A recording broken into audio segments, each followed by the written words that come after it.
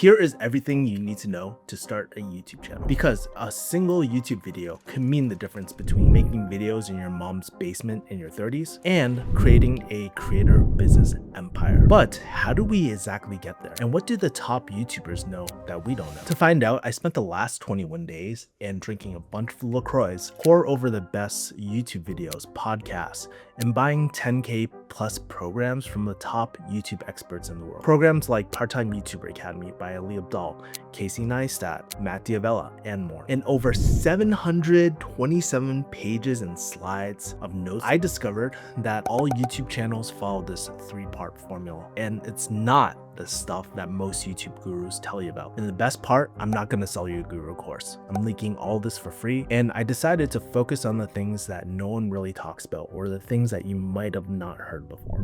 Quick heads up before we get into this video was actually shot over a year ago, and since then a lot has changed, not only with YouTube, but just how I personally approach content. Lately, for example, I've been focusing on a unique format or creating a portfolio of content that is actually useful, not just another how-to video, right? That said, if you find this video really helpful, let me know. If enough people want it, I'll do a full reshoot with everything I've learned since making this. And also, if you want to go by it quicker, I recommend watching at 1.25 or 1.5x. And to make things even easier, I've included timestamps in the description so you can just jump straight to parts that matter to you. If you want the full slides and transcript, all you gotta do is sign up for my email list. It's free.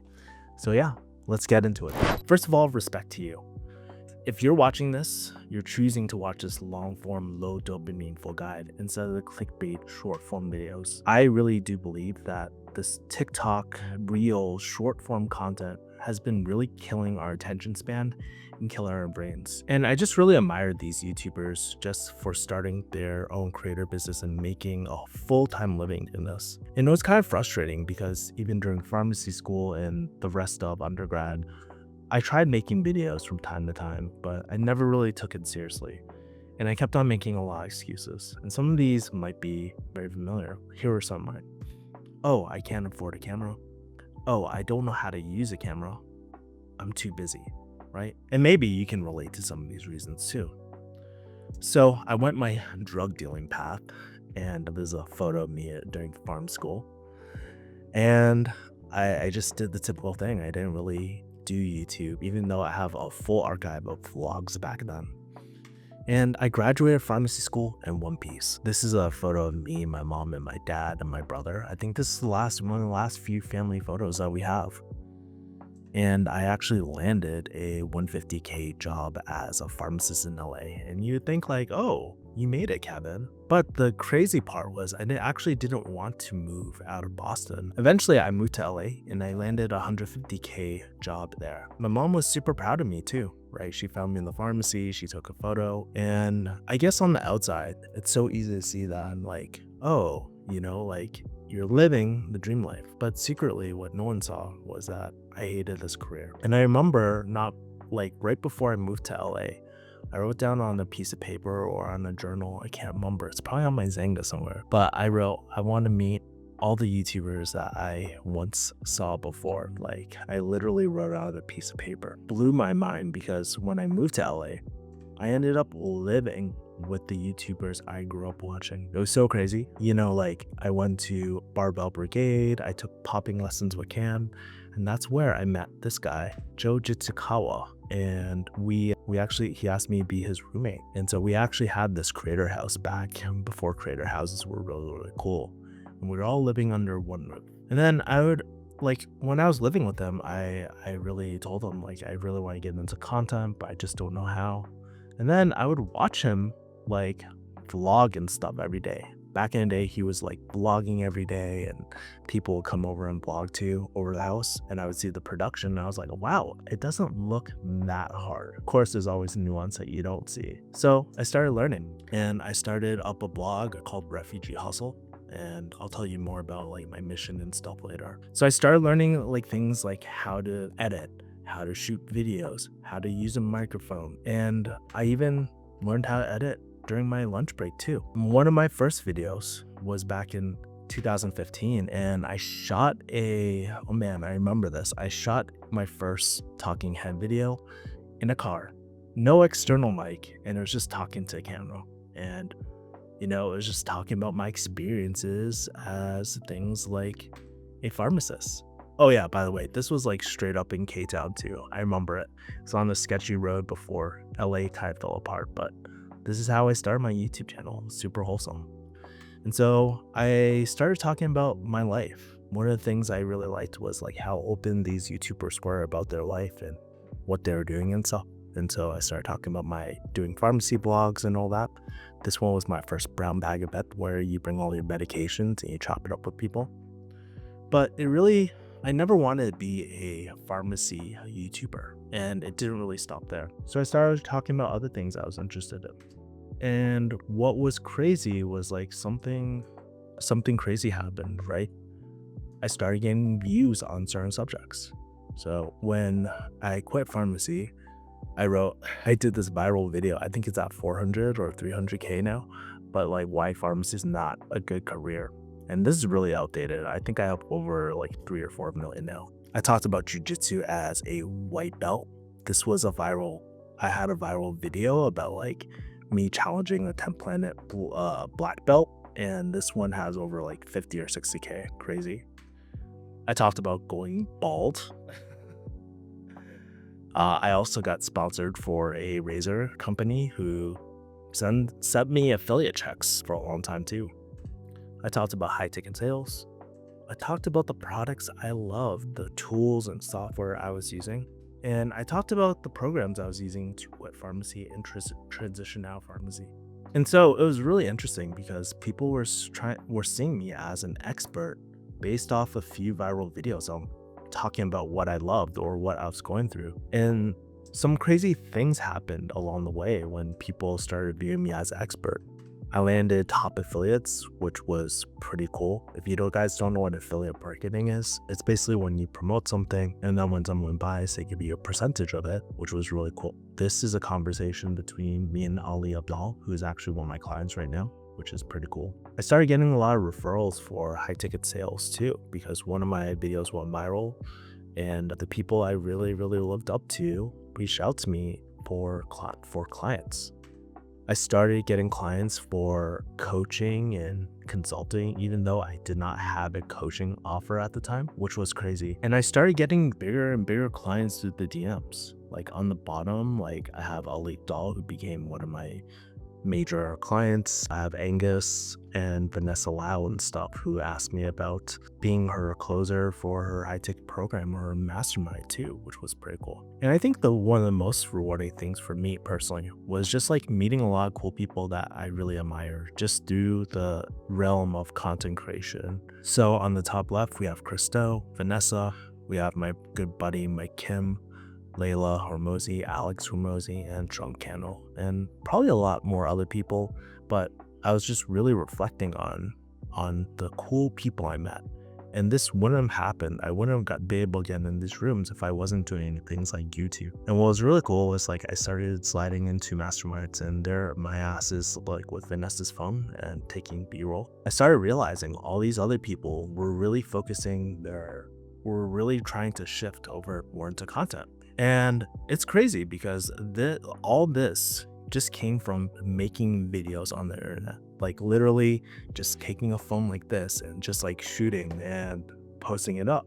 And I came to this realization where YouTube is kind of like the 10x multiplier for personal brands, business, and relationships. And it's no wonder why someone like Alex Hormozy, who makes so much money doing acquisitions, is now focusing so much on brand and content and spends an absurd amount of money. We're starting to see this trend. And so I think, like, honestly, if you have a business or thinking about doing a business, YouTube is just a no-brainer because there's just so much organic reach to get people to know about you.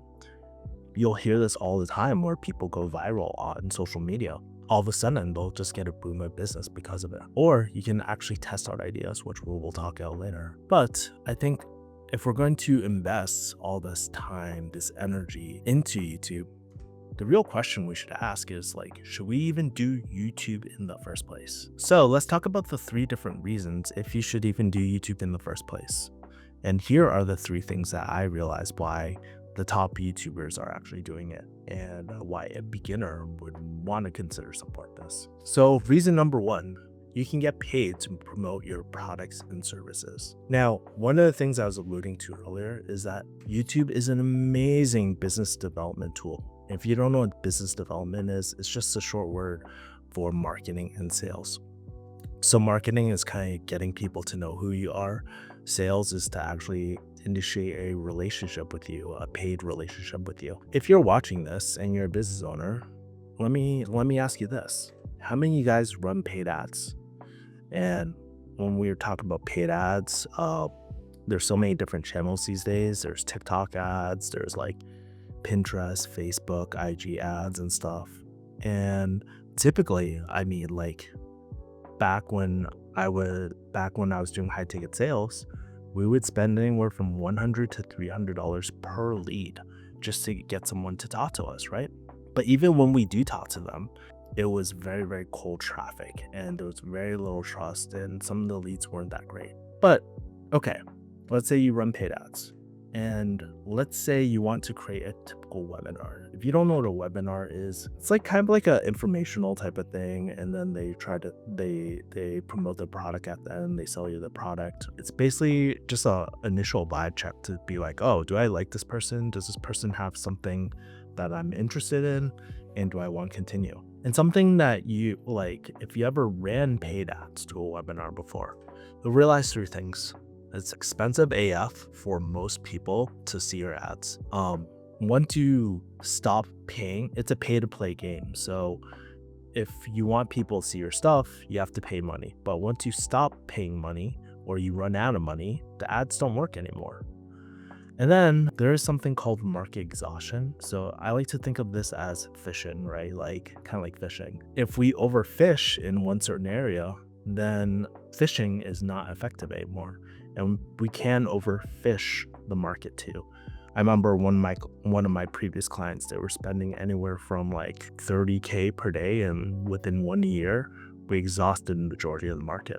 That's something to keep in mind there. You know, knowing this, I've always had an aversion to paid ads. But what if there was a different alternative other than paid ads? Or even if you are doing paid ads, what is a way to augment effectiveness of your paid ads too? And I think the answer kind of lies in the story where I was actually at the Nessa Lau's Creator Supercharge Mastermind. And what was really interesting was like she was breaking down her whole campaign, especially with this one video. She did email marketing and a bunch of other stuff, but something I always appreciate about Nessa a lot is that she openly always shares her numbers. So I didn't leak how much she made, but this video did really, really well compared to other ones, right? This is a screenshot of her analytics. And so I want you to notice 5 things. 1, her views went up more than usual. If you don't know how to read this graph, if you look down in the gray area, that's a typical like growth for her. And the blue line is her current like views for her video, which is really, really crazy. So it was doing better than usual. The second observation is that she gained subscribers from this video talking about her mastermind.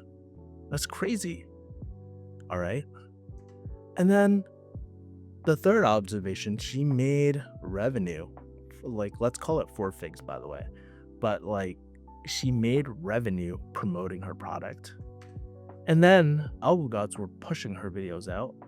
And then even years later, like she continues to get views over time. So like when her video first came out, it was like maybe a year or 2 ago, it was sitting at 100K, but now it's sitting at 221K. Just like probably a year later, which is really, really crazy. And so I want to ask this question: in what crazy world can you promote your services, get paid AdSense, get continued organic exposure, get new subscribers, and the chance to go viral, all for, I don't want to call it free, but all for relatively free, right?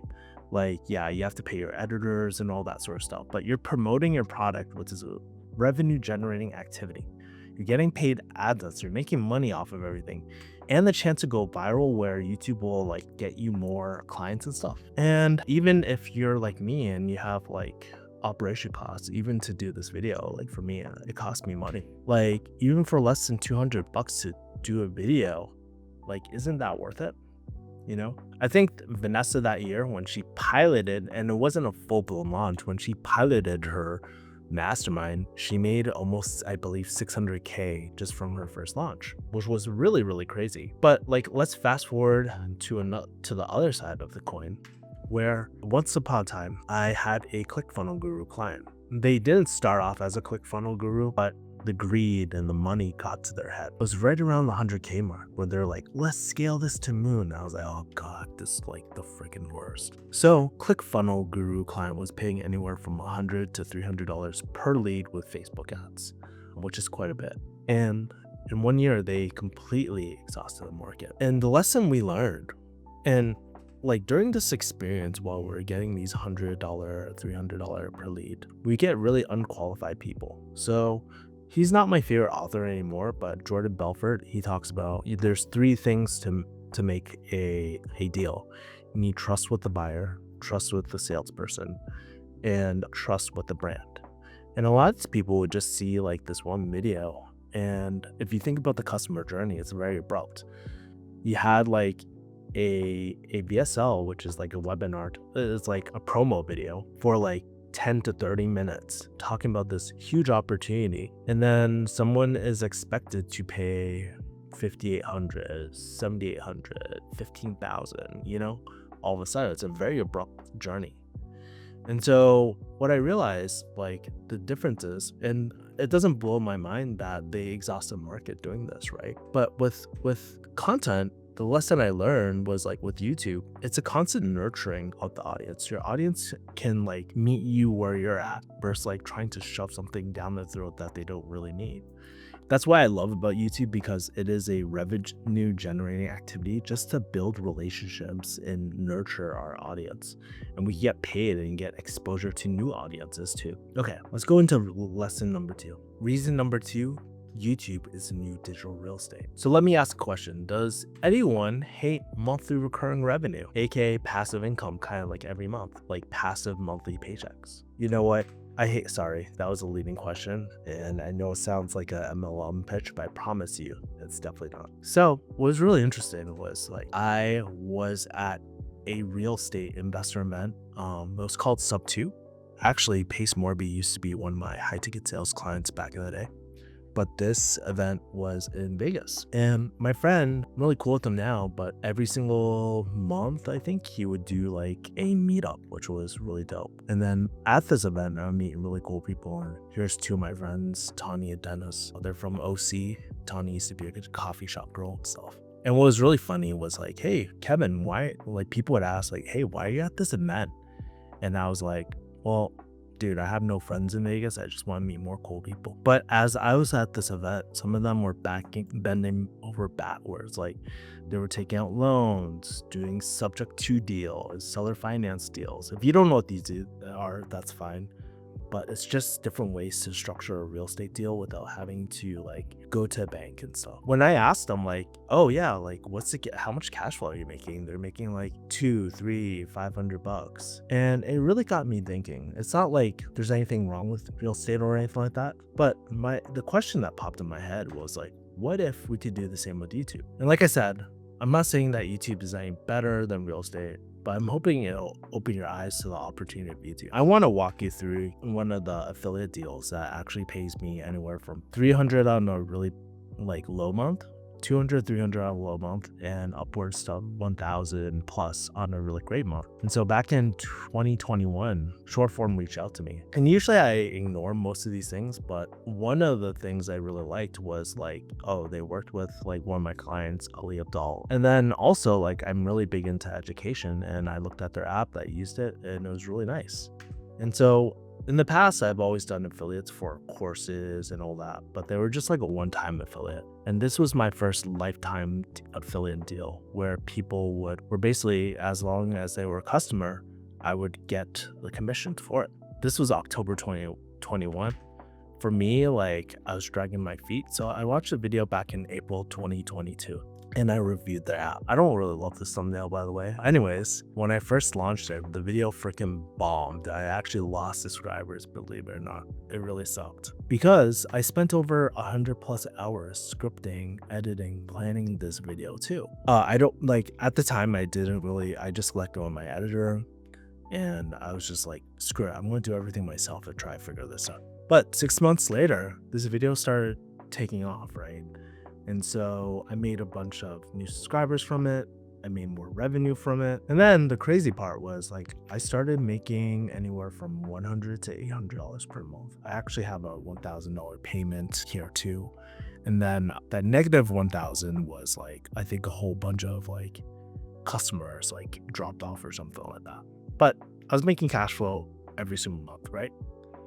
And also full transparency too, because I like to be very transparent, where I did have a few months where I made $0 as well. And so the lesson I learned is like, oh, don't panic if a video doesn't like immediately take off. Videos can blow up 6 months or even 2 years later, but just trust that the algo gods will find your audience with time, right? And so I've been doing it with other affiliate offers too. Like I've been doing it with Go High Level, which I've been making some passive revenue off of that.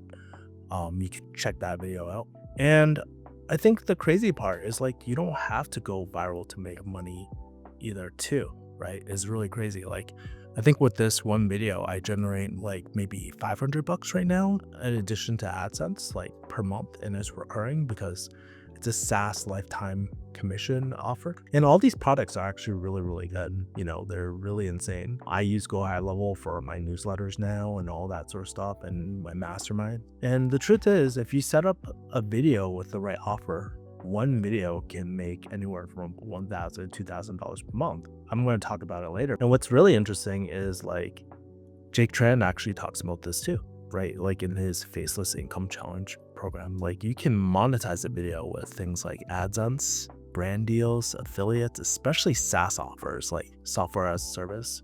You can create your own backend offers, and then you can also combo these videos together, right? So the two ways that I showed you just now were through affiliate with SaaS and AdSense, right? That's when YouTube pays you. And so it really changed the way I looked at things, because I started looking at YouTube as more of digital real estate, and how each piece of content can create conversations, connections, even conversions, right? That's a sales element. All without the 100K down payment, right? And all I did was make videos, right? That's the crazy part. Now, granted, I spent like on that short form video, I spent over 100+ hours scripting, writing like and editing it. But that was a one-time push effort. And what I didn't realize at the time is like I could actually outsource this. And so now I have a whole team dedicated to edit videos like this and all that too. And I just focus on where I'm really good at, just being in front of the camera, just teaching you guys and stuff. But as much as we want to think about the importance of like monthly cash flow, this leads me to another really important reason of why to start a YouTube channel. Reason number 3, you can get paid testing new offers. Now, a lot of people like to focus on revenue and stuff, but you know, like at the end of the day, what is revenue? What is right? Why do people pay you? And you'll hear different reasons why, but basically you're adding some sort of value or solving some sort of problem in the market. And so something that we forget is like, okay, if we're solving problems, right? What is a preliminary thing that we need people to solve problems? I think one of the best things about YouTube is like YouTube can actually help us build relationships at scale. And so I think amazing relationships can help you get new clients, test out new products, make cool IRL friends, and get dates and find your life partner, hopefully. I'm still working on this. By the way, this is a photo of me and my friends. We were met through online off actually a guru program that none of us are part of anymore, but we actually, some of us are still really, really great friends. We used to meet every single week and chop it up. I think, and that last part about getting dates and finding your life partner is like, I've dated one of my fans before.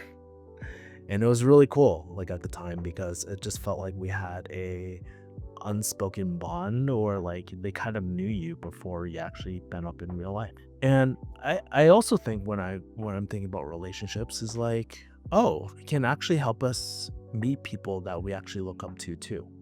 And so I showed you the slide, but these are all people that I kind of listen to quite a bit. I have majority of their books, I bought their products and stuff. But meeting them in real life and building a real life relationship with them, I would say the last three, I don't have a deep relationship with any of them. Like they were just like working relationships. But I thought that was really, really cool. And that was something I couldn't do without YouTube. And so, in my opinion, relationships are the ultimate asset. But okay, let's say you're not woo woo, you're more of a business person, you only care about revenue. Let's focus on how these relationships on YouTube can make you money, especially if you're a beginner. And I'm not talking about like a manipulative way. So basically, I'm going to walk you through about how I piloted an offer with YouTube. So if you look back in my history, you can see that I took a guru course with Dan Locke back in the day. You'll see my face plastered all over the place, but yeah, like I was really young.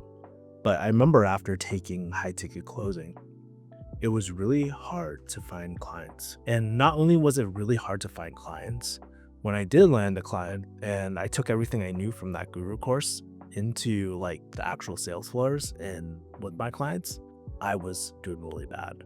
I'm actually really cool with this sales manager, by the way. We're actually friends now, but back in the day when we're new, I just was not performing that well, and it was really, really top. Eventually I got good. I ended up being on the top 10 sales board for the sales reps. But then I actually shot a video with all the lessons and mistakes, the pros and cons with high T closing, inbound closing. It's all the same thing, dude. And it kind of went semi-viral within that community, right? And that's the thing. You don't have to go viral in the mass community. And sometimes it's better not to, right? Because you just become associated with that one thing sometimes. And some people are cool with it, but if you're someone like me who is like very holistic, sometimes you don't want to always be known for that. Like I didn't want to be known as a pharmacy YouTuber or a high-tech closer YouTuber or things like that, right? It went semi-viral. And the crazy part was that this made me views, got me watch time, got me money and subscribers too. And during this time, and I still get it now to this day, but the crazy part was like I was getting DMs about high ticket sales coaching. And this is one of my first messages, right? I had a 17-year-old in the UK who wanted to get into inbound closing and he wanted a course and stuff like that too. He actually asked me about like coaching potentially as well. But it was so crazy when I got these messages and messages like these. I didn't want to be a ClickFunnels guru because I hated my clients so much, to be honest with you. And I didn't have a coaching offer at the time either. By the way, this kid, we actually waited until he was 18, but he actually became one of my clients and he's a really good kid. I actually talked to his dad about like, I was like, yo, let me speak to your dad, see if he's cool with this too. And so it turns out his dad was also in sales. But it wasn't only this kid, right? Started getting more DMs, right? And I'm like, oh shit, more DMs of people. And he's interested in getting a spot, And here were the problems. Like at the time, I started getting all these DMs, but I did have a coaching offer, so I had nothing to sell them. I also had this like aversion to being a guru, and I still do. And the third thing, which was probably really big for me, like I didn't feel like an expert, but I knew enough not to get fired based off my other clients too. But then I started thinking about like, notice these problems were just like me focused and I wasn't really focused on helping them because at the end of the day, I could always create a coaching offer for them. I didn't have to be a guru. I don't like, even though it probably hurt my conversions, not talking about like, oh yeah, the money, you can make 10 to 30K per month just doing this, right? Like I didn't have to do it that way. And the third thing is like, even though I'm not an expert, like through my eyes and they're expert, I'm a lot further than them and I can help them out. And plus, if I didn't help them, they would have to learn from these gurus and stuff, right? It turns out Dan didn't even do high ticket sales, at the time, right? It was the partner which he got rid of, right? He's a great like content marketer, a curator, but like honestly, I don't know, he's kind of sketchy. And then like Cole Gordon, Jeremy Miner, these people are some of the biggest names, but if you ever go on their sales calls and stuff or look at their systems, they're so complicated. It's not very beginner friendly. And even Jeremy Miner, as much as I love his stuff, like they all have that like sales vibe that you can't really trust, right? The thing was like they wanted to learn from me, even though I was new. And as long as the interaction, like in my mind, as long as the interaction was resentment free and I could help, why not give it a try? And so I was like, let's test it out. So I took this at the time, this book wasn't out, but I took a note from Oversubscribed, one of my favorite books, by the way, on like offers and stuff. And I opened up 5 slots and they all filled up. And what also helped me get over this fear was like this really famous quote by Peter Drucker: all profit is derived from risk. This is one of my favorite quotes because what I was doing wasn't like I wasn't promising them a certain dollar amount. I wasn't a done for you sales agency or freelancer, so they weren't paying me to get them like a tangible result. What they're really paying me was just helping shift the odds in their favor by leveraging my experience. As long as I can be resentment free, that's all that mattered to me. And as I set the expectations up front, like all the guilt went away. And there's this a concept up from Alex Ramosi where he talks about the ignorance tax. And a lot of people won't consider the ignorance tax because if they were to do it by themselves, they would probably make a lot of mistakes and it would take them a lot longer. And you have to pay the ignorance tax when you're learning something new at all, right? Like, so when we're doing jujitsu and stuff, could you try to grapple by yourself and not have a teacher? Sure, but it's going to take you a really, really long time. And the quality of your learning is not going to be, the quality of each training session isn't going to be as valid. It's just trying to shift the odds in their favor, just like in Hunger Games too, right? Like it kind of reminds me of Hunger Games too, where they are consistently saying, may the odds be in your favor. And there's like you're stuck in this forest or jungle and there's a lot of the people trying to do the same thing. But we know that like it's not because of dog eat dog world, but the truth is a lot of people will just phase out over time. And so I was like, okay, if I can make this relationship resentment free, I'm cool with it. And so when I jumped on my discovery calls with them, I realized they were exactly like me. Some of them were jujitsu nerds. Some of them were cold brew connoisseurs from like bougie coffee shops. One of my favorite things to waste my money on. Some of them were ex-pharmacists like me. And a lot of them were into mental health and were mental health junkies too, which was really, really crazy. And it's kind of crazy just seeing how it almost feels like the multiverse sometimes, where it's like, that's why I put that Spider-Man post at the very bottom where like everybody's pointing at each other, right? And we're all just a little different in some way, but very, very similar. And here is a text from one of the people that DM'd me. I was like, oh yeah, I did wrestling for 2 years and now I do BJJ, and I was looking at Dan Locks and stuff and I found you. Like the crazy part was like these sales calls, right? Didn't even feel like sales calls. It was just like catching up with really close friends. And if you're ever curious about how to do sales calls, like how I look at them is actually market research calls, really understanding the people that are watching without the Wolf of Wall Street vibes. I have a full masterclass too, which you can sign up for. Totally free, by the way. But yeah. And the crazy part was like when I was working with them, I actually helped some of them get results. And in my opinion, it's never really the coaching. It was just providing the container environment where, you know, they didn't feel alone. I could share my insights and experiences to help them save a deal. I remember this one person, the person that said, I made my first sale. When I talked to her, I was like, apparently one of her sales calls didn't do too well. And she's beating herself up. And I listened to the call and I was like, this is what you can potentially do. You know, you can call that person up and just be like, hey, you know, I was just thinking about our call the other day and I just want to apologize. It seems like I didn't really listen to you and I really messed up. Like, no obligation to buy or anything like that. I just really want to understand, like, want to listen to your side of what's going on in your mind and just see if we can work something out. If we can't, no biggie, right? I told her to say that and she actually ended up getting that and that deal closed.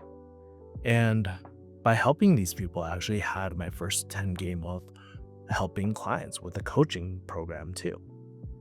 And here's the most important thing I learned from posting that high ticket sales video, by the way. We hear this stuff all the time where it's like, I make my free stuff better than my paid stuff. And so I want to share kind of like one of the important lessons I learned from posting my high ticket sales video that went semi-viral. And I want to ask you, like, how often do we hear this? I make my paid stuff I make my free stuff better than my paid stuff. I think Dan Locke used to say this all the time. And by the way, no shade at him, but yeah, it just bothers me sometimes why, like, when people sell stuff and underdeliver, right? And I was a customer of his. But here's a hot take. I think like with info courses will be obsolete in the future, especially with everything like AI, ChatGPT, and as more content gets uploaded onto YouTube, knowledge is going to be less and less important. So in my opinion, it's like, why not give out courses like this for free? Why not give my high ticket sales course for free? And there's this book I always think about is like, your true worth is determined by how much more you give in value than you take in payment. And I think as we're entering this new era of YouTube, by giving out more for free, we're shifting the odds in our favor through things like generosity, reciprocity, and relationships too. And so this one actually, after doing the coaching and after doing all that, I decided to make a free course. And this one video has been responsible for making 10 to 30K months. And what's really crazy was like, I've been able to do this with the affiliates I've been able to generate on this video, coaching engagements on this video, and clients too, which was really, really crazy. And so imagine this, imagine getting paid to put out a webinar and continuing to get impressions and email often every single year. And although my numbers aren't as crazy as Vanessa's, this video is like really honestly, I believe is one of the best programs on the internet. And like I said, by giving out more for free, we're just shifting odds in our favor. And here's a misconception about YouTube a lot of times. A lot of times we think that, we have to play this consistency game. Once we put out one YouTube video, we have to do it for the rest of our life. But the truth is, it's just like one video could just change the trajectory of your life. This is my friend Apelin. She's actually in my mastermind at this time of the shooting. But around this time, she actually had how to make a killer YouTube intro for the algorithm. And this video blew up. Prior to this, she was barely making like, $200 per month or something. It's a really low amount before. But this one video blew up and it opened up so many opportunities for her. Like, she started getting more brand sponsorships. She started getting more client engagements. She started getting more AdSense all overnight. And I actually took this post where where she's just like, oh my God, I made over 15,000 more than my Wall Street paycheck. But here's the kicker. I made less than 50,000 in all the entirety of 2023. And it's like, that's the thing, right? It's just one video can blow up your channel and just increase the trajectory. Now notice like her next two videos, like the most recent one, the 1 month ago one, that was like a different type of video. But her killer thumbnail, or killer YouTube series did really, really well. I guarantee if Aprilyn tried to approach sponsorships and all that when she didn't have this video, it would be a lot harder. It would be more like pitching versus like, qualifying on her end, right? And so because of this one video, people's opportunities started coming to her versus the other way around. And this is how we actually do Ali Abdal's like part-time YouTuber accelerator offer. We build up so much goodwill through Ali's years and years and years of like high quality content and just like no gatekeeping. And because the content really focuses on building a relationship, nurturing it, building these parasocial relationships, when we jump on sales calls, like they're just super casual and friendly because people already know, like, and trust Ali. It's just really, really easy. But let's focus back on you for a second. So I want you to imagine 4 things. Imagine getting inbound clients, people who are coming to you, want to support you, even when there's other options possible, right? Like there's other competitors. Imagine closing more deals just because they view you like a friend, not like a ClickFunnels or sales bro. Imagine having sales calls with like 0 objections because they already trust you already. And imagine having to increase your prices because you have to, because you're getting so many inquiries, and not having that both fake scarcity. And so for my marketing nerds, Like, really, content is the ultimate. Like YouTube, especially YouTube content, decreases the friction of your sales funnel, right? So focus is more on the top funnel, right? And building trust there, and meets the viewer where they're at with the customer journey, right? Like if we think about it, like if you just give someone who doesn't know you at all, like the sales page to your offer, they're gonna be like, why are you pitching me, right? They're gonna have that reaction. But then maybe they watch 1, 2,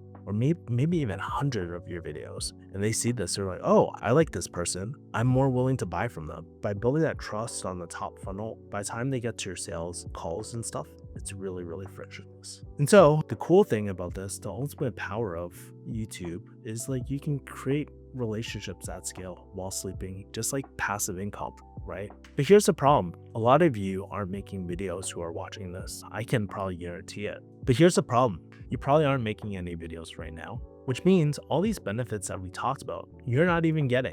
And as you're watching this, you're probably like, oh, this is a ton of work, right? And so the real question is, how do we make videos with the least amount of friction as possible? And so today we're going to talk about how to do YouTube with the least amount of friction possible, right? And there's going to be 3 different ways. But I want to ask a question where, like, I want to challenge, could we be approaching the whole YouTube thing wrong in the first place? We think about when we see things like Mr. Beast, it doesn't really help us, right? We think we have to do this kid care content, like fast cuts and all that to be successful on YouTube. We look at these these entertainment YouTubers. But the truth is, we don't need to create Mr. Beast entertainment type of content for kids. And I think we're in this new era. Like I showed you, like my high ticket sales thing, it didn't go super viral, but it went viral within the niche. And we're in the new era where we can share stories about the problems we face and just help people. So Ali Abdal is really great at that. Christo, he's one of my favorites. Or Mosey's big on that. Manessa, one of the most vulnerable creators on the platform. Dan Ko, he shares a lot of stories and stuff. And Hamza might not be your cup of tea, but he is actually, in my opinion, one of the best storytellers on YouTube, most casual. And all these creators do the same 3 things. They share a problem. They share like an agitating story of pain or a lesson or something. And then they have some sort of unique solution that they do experience. And that's what I realized. The solution and the story are those uniqueness things. And people can't copy it because of that. And this got me thinking, because you aren't just a YouTuber, because that incorporates like the prank channels or like those like crappy street interviews and entertainment stuff. At the end of the day, we're a creator business. Today, we're going to cover YouTube in a way that you probably have never heard before. Because like I said, the real power of YouTube is that it allows us to make connections at scale around the clock, even while you're sleeping. And by the end of this video, my promise to you is that you'll be able to make the best YouTube videos with little to no effort. And it all starts with the foundation. And I'm going to warn you right now, it might be a little bit of upfront work to begin with, but it gets easier over time. So today we're not going to focus on things like analytics. We're not going to focus on small tasks, right? We're not going to focus on the technical nerdy stuff, right? Because here's the truth, like analytics, they don't matter if you're just starting and you're completely new at something, right? Because you don't have enough data to make it statistically or significant. The small tasks, right? Like learning how to do J-cuts and stuff, honestly, you can just hire that out. And the technical nerdy stuff like ISO and stuff, while I love filmmaking and stuff, not every video needs to be super like cinematic. Like honestly, I'm an auto shooter. This is on auto right now. This is on auto right now. Like everything's on auto. So you don't need to worry about that stuff. So we're going to be focusing on a few things. Hiring a team of experts, how to do it in an efficient way, the big movers. So we're going to be focusing on brand, content packaging, and offers, making the best YouTube videos ever for your audience. And before we begin, I want to just get out some things that I would think about if you were looking at my channel. Like 1, I don't know everything. 2, my views and subscriber growth has stagnated significantly over the years. A huge part of it probably is like I switched from pharmacy over to more business stuff, and I'm actually implementing these things in my business as we're speaking right now. Most importantly, like these are the things I wish I knew and the lessons I'm focusing on the long term.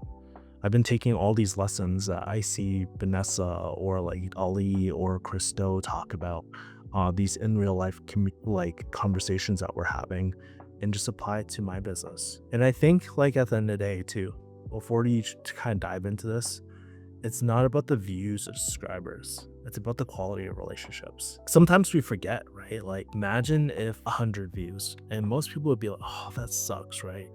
But if in real life you had 100 people who were in one room with you and you had the chance to speak with them, wouldn't you feel like you're on the top of the world? So it's really not about all the views and stuff, right? Another thing is like, it's so easy to get, like as a beginner, like there's too many people that get so focused on the numbers and data. But if you're just starting, it doesn't really matter.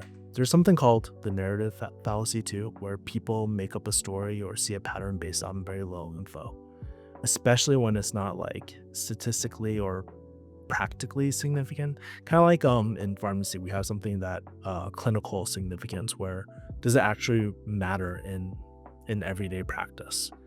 And so one of the biggest mistakes I see people is like people looking at the YouTube numbers, like when they only have like 10 impressions, and they make bad guesses about how well a channel is doing or how well their content is doing too. So today we're going to cover brand vibe, how to create a unique, memorable experience on YouTube. 2, content packaging, how to position our idea to maximize the virality, or at least maximize our impressions to our ideal audience. And 3, hiring experts, how to hire a full content team. Also, I want to give my financial disclosures. It's important to know my biases. And so I have a YouTube creator mastermind, which I open twice a year. I have a YouTube accelerator / sprint. I don't know what I'm going to name it yet, but this is a 4-week like sprint where we help get out your first video and first thumbnail. I have a high ticket sales consultancy or advisory, and then I have affiliate partnerships throughout this too. So if you guys want to support my channels and stuff and our team, you can use my links, and I would highly appreciate it. Thank you.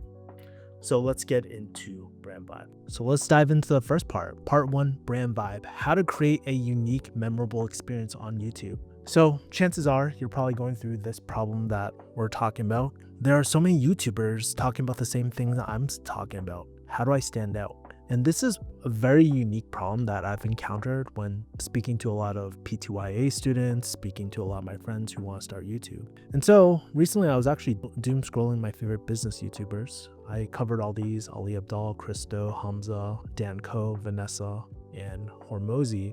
And what I realized, I had a realization. The realization I had is that all these people were talking business, right? But everybody's talking about the exact same things, but it's how they talk about these same topics that sets these creators apart. So let's do a quick exercise. If you got a pen and paper, please get that out. But just describe these creators in just a few phrases. And keep in mind, like I said, all these creators talk about business somehow. So when you think about Alex Hormozy, what's the general vibe you get? For me, I wrote contrarian gym bro. He's always going against the grain, but he loves working out, you know? Okay, let's take a look at Ali Abdal. When I look at Ali Abdal, my answer was nerdy doctor friend vibe, right?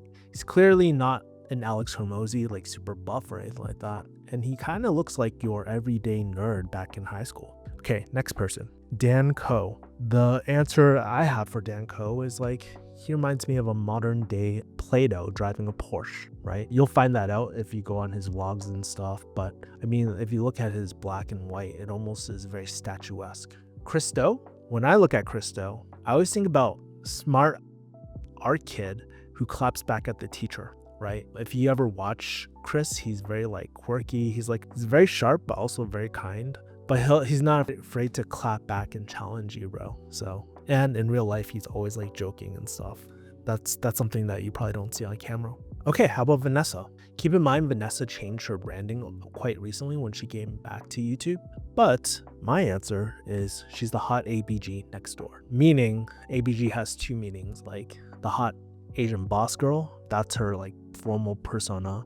Now she's like, yeah, the hot ABG next door, but who talks about business and stuff, and who's that girl vlogger and stuff too. So hopefully I don't get canceled. Hamza is another example. Okay, let's look at him. The vibe I got was the older brother you wish you had, right? So he's relatively young, really fit, doing pretty well in life, and when you watch his videos, it feels like a brother is giving you advice. So it goes to show you, it doesn't have to do anything about what you're talking about. It's how you talk about a topic, and more importantly, how do you make people feel? And this goes against the common advice of niching down, right?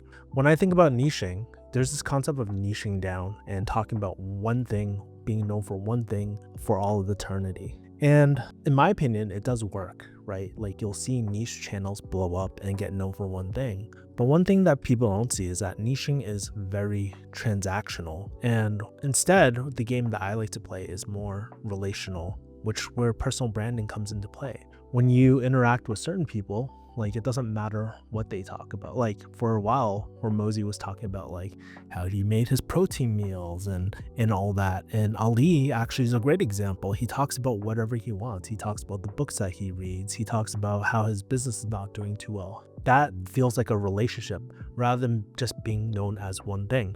Because when you can focus on personal branding and branding in general, viewers now follow you because of not what you talk about, but who you are as a person. And I'll probably talk about this later, but there is a danger of just being known as one person. Like back in pharmacy, people just knew me as the pharmacist on YouTube.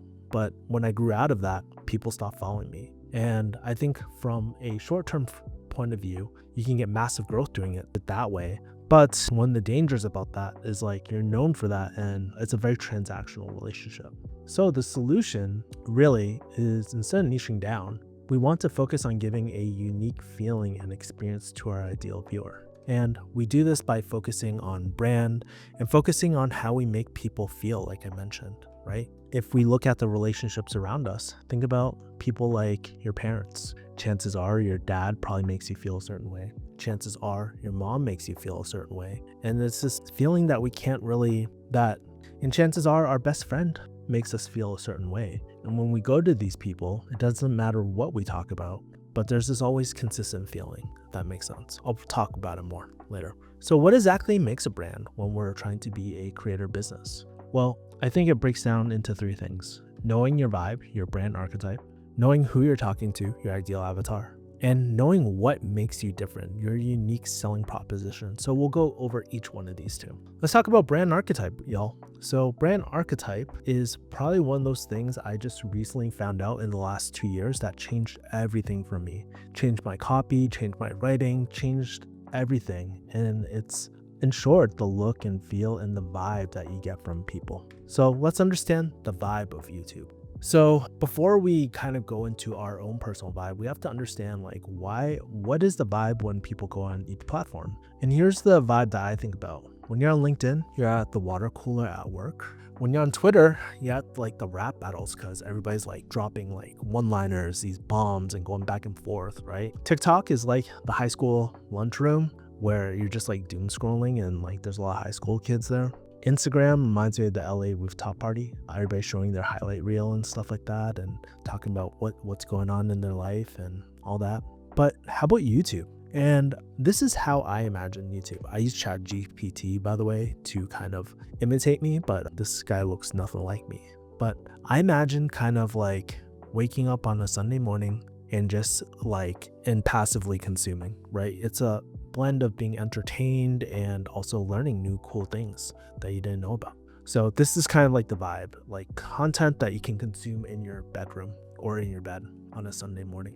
When I think about YouTube is like a party with different personalities, man. Like we all have that like super crazy friend. We all have that super like quiet friend, right? There's these personalities and any one of these personalities can really thrive on YouTube, right? And so one of the biggest mistakes I see, especially with older people on YouTube, is just being way too formal, like too stiff, right? And a good point, like a good analogy for this is like, yo, no one shows up to a friend's barbecue in a tuxedo. That is awkward as fuck. Don't do that, right? And no one gives a formal lecture at a barbecue either, right? Like that's weird. And so I think with YouTube, while we can educate, it should be more entertainment should be the top priority. And so that's why in this course that I'm giving out for free, I'm sharing a lot of stories and stuff because that's the entertainment aspect. And so we want to share stories with our friends on YouTube, just like we would at a barbecue. No one really likes being lectured at these, like at a barbecue, so we share stories at these casual get-togethers too. So in my opinion, storytelling is just a very casual way of teaching without the boring college lecture hall, you know? But it's not only what you say in a story that is important, but it's more important like how you tell your stories. And this is where the feelings come into play. And this is more importantly where brand archetypes come into play too. So a brand archetype is your vibe, aka your personality. Notice like in the examples with Vanessa, Danko, and Hamza and all these other people, you can cover the same subject, but now your USP is how you deliver your content. I think in the past, like in most of school and most people focus a lot on explicit communication. I know a lot of us men, we always focus on explicit communication or what we're actually saying. But implicit communication of like the nonverbal communication is important too, right? And so these are the different, I believe there are 12 different brand archetypes here. And notice each one of these have an emotion and a human desire with every brand archetype. So if we look here, like for Outlaw, we're looking for liberation. And a lot of these brand archetypes still differ from like person to person, right? Every expert has their own brand archetype, but they all pretty much fall into these main brand archetypes here. So notice like we want to feel free if we're rebellious all the time, right? Or like freedom from like oppression, right? Everyday person like wants a sense of belonging. The jester is like really just entertaining and enjoying the moment, right? So there's all these different vibes or human desires that we can strive for these brand archetypes. So let's take a look at one of my brand archetypes. I played two actually. I'm not sure if you can guess the second one, but one of them was the Maverick. It's the rebel, the revolutionary outlaw. And by the way, if you're just like, oh shoot, where are you getting these resources from? I'll make sure to share the brand archetype resources so that you can find it out in less than 5 minutes. And when I think about branding, it's almost like the 5 senses. It's all about how it makes us feel. And so if you get a brand archetype quiz, you'll get something like the goal, the strategy, and fear. So the goal is why or what the brand wants to achieve, right? For me, like as the Maverick, is to overturn what's not working, right? So I challenge a lot of the status quo things, a lot of the people's first impressions, or what's that called? Maybe not first impressions is a good word, but first principles actually, right? There's the strategy or the plan or how a brand acts to reach its goal. So for the Maverick, it's like my method is like to disrupt, to shock, to destroy. So when my video went viral on don't do pharmacy, here's why, that was like a very in-your-face type of video that was following the Maverick archetype. And I didn't even know it at the time either. The fear. So I think about this like the anti-why, right? What happens if you don't act or make any changes? And I think like for the Maverick, if we don't do anything, we'll feel powerless, we'll feel trapped, right? And back when I watched my older content in pharmacy, I was like feeling trapped at my pharmacy job and this consistent message too. And so also on the brand archetype thing, you'll get brand voice, and it's the personality or how a brand sounds when it talks or writes. You'll also get customers feel. So the feeling about how the people feel when they interact with the brand. So for the Maverick, it's like, I'm raw, I'm honest, I'm candid, right? For the customers, I want people feel like they're thrilled, rebellious, stimulated, like they're part of something new, you know? Color, you'll also get colors too. So these are different shades to represent the brand and create certain mood or feeling. So the colors, you'll find that each color has like its own mood and stuff. The common one that I use a lot, especially when I was building my high ticket sales advisory, Kaizen Closing, was actually blue. So blue is the sense of trust, right? And people tend to trust people that have more blue. Typography is like the font, you know, and the weight of the fonts and stuff. There's this whole art of kind of understanding different typographies and all that too. So it's really interesting. You can get really deep into it, but I like very clean fonts like Bebas New and Montserrat and like Helvetica New and all that too.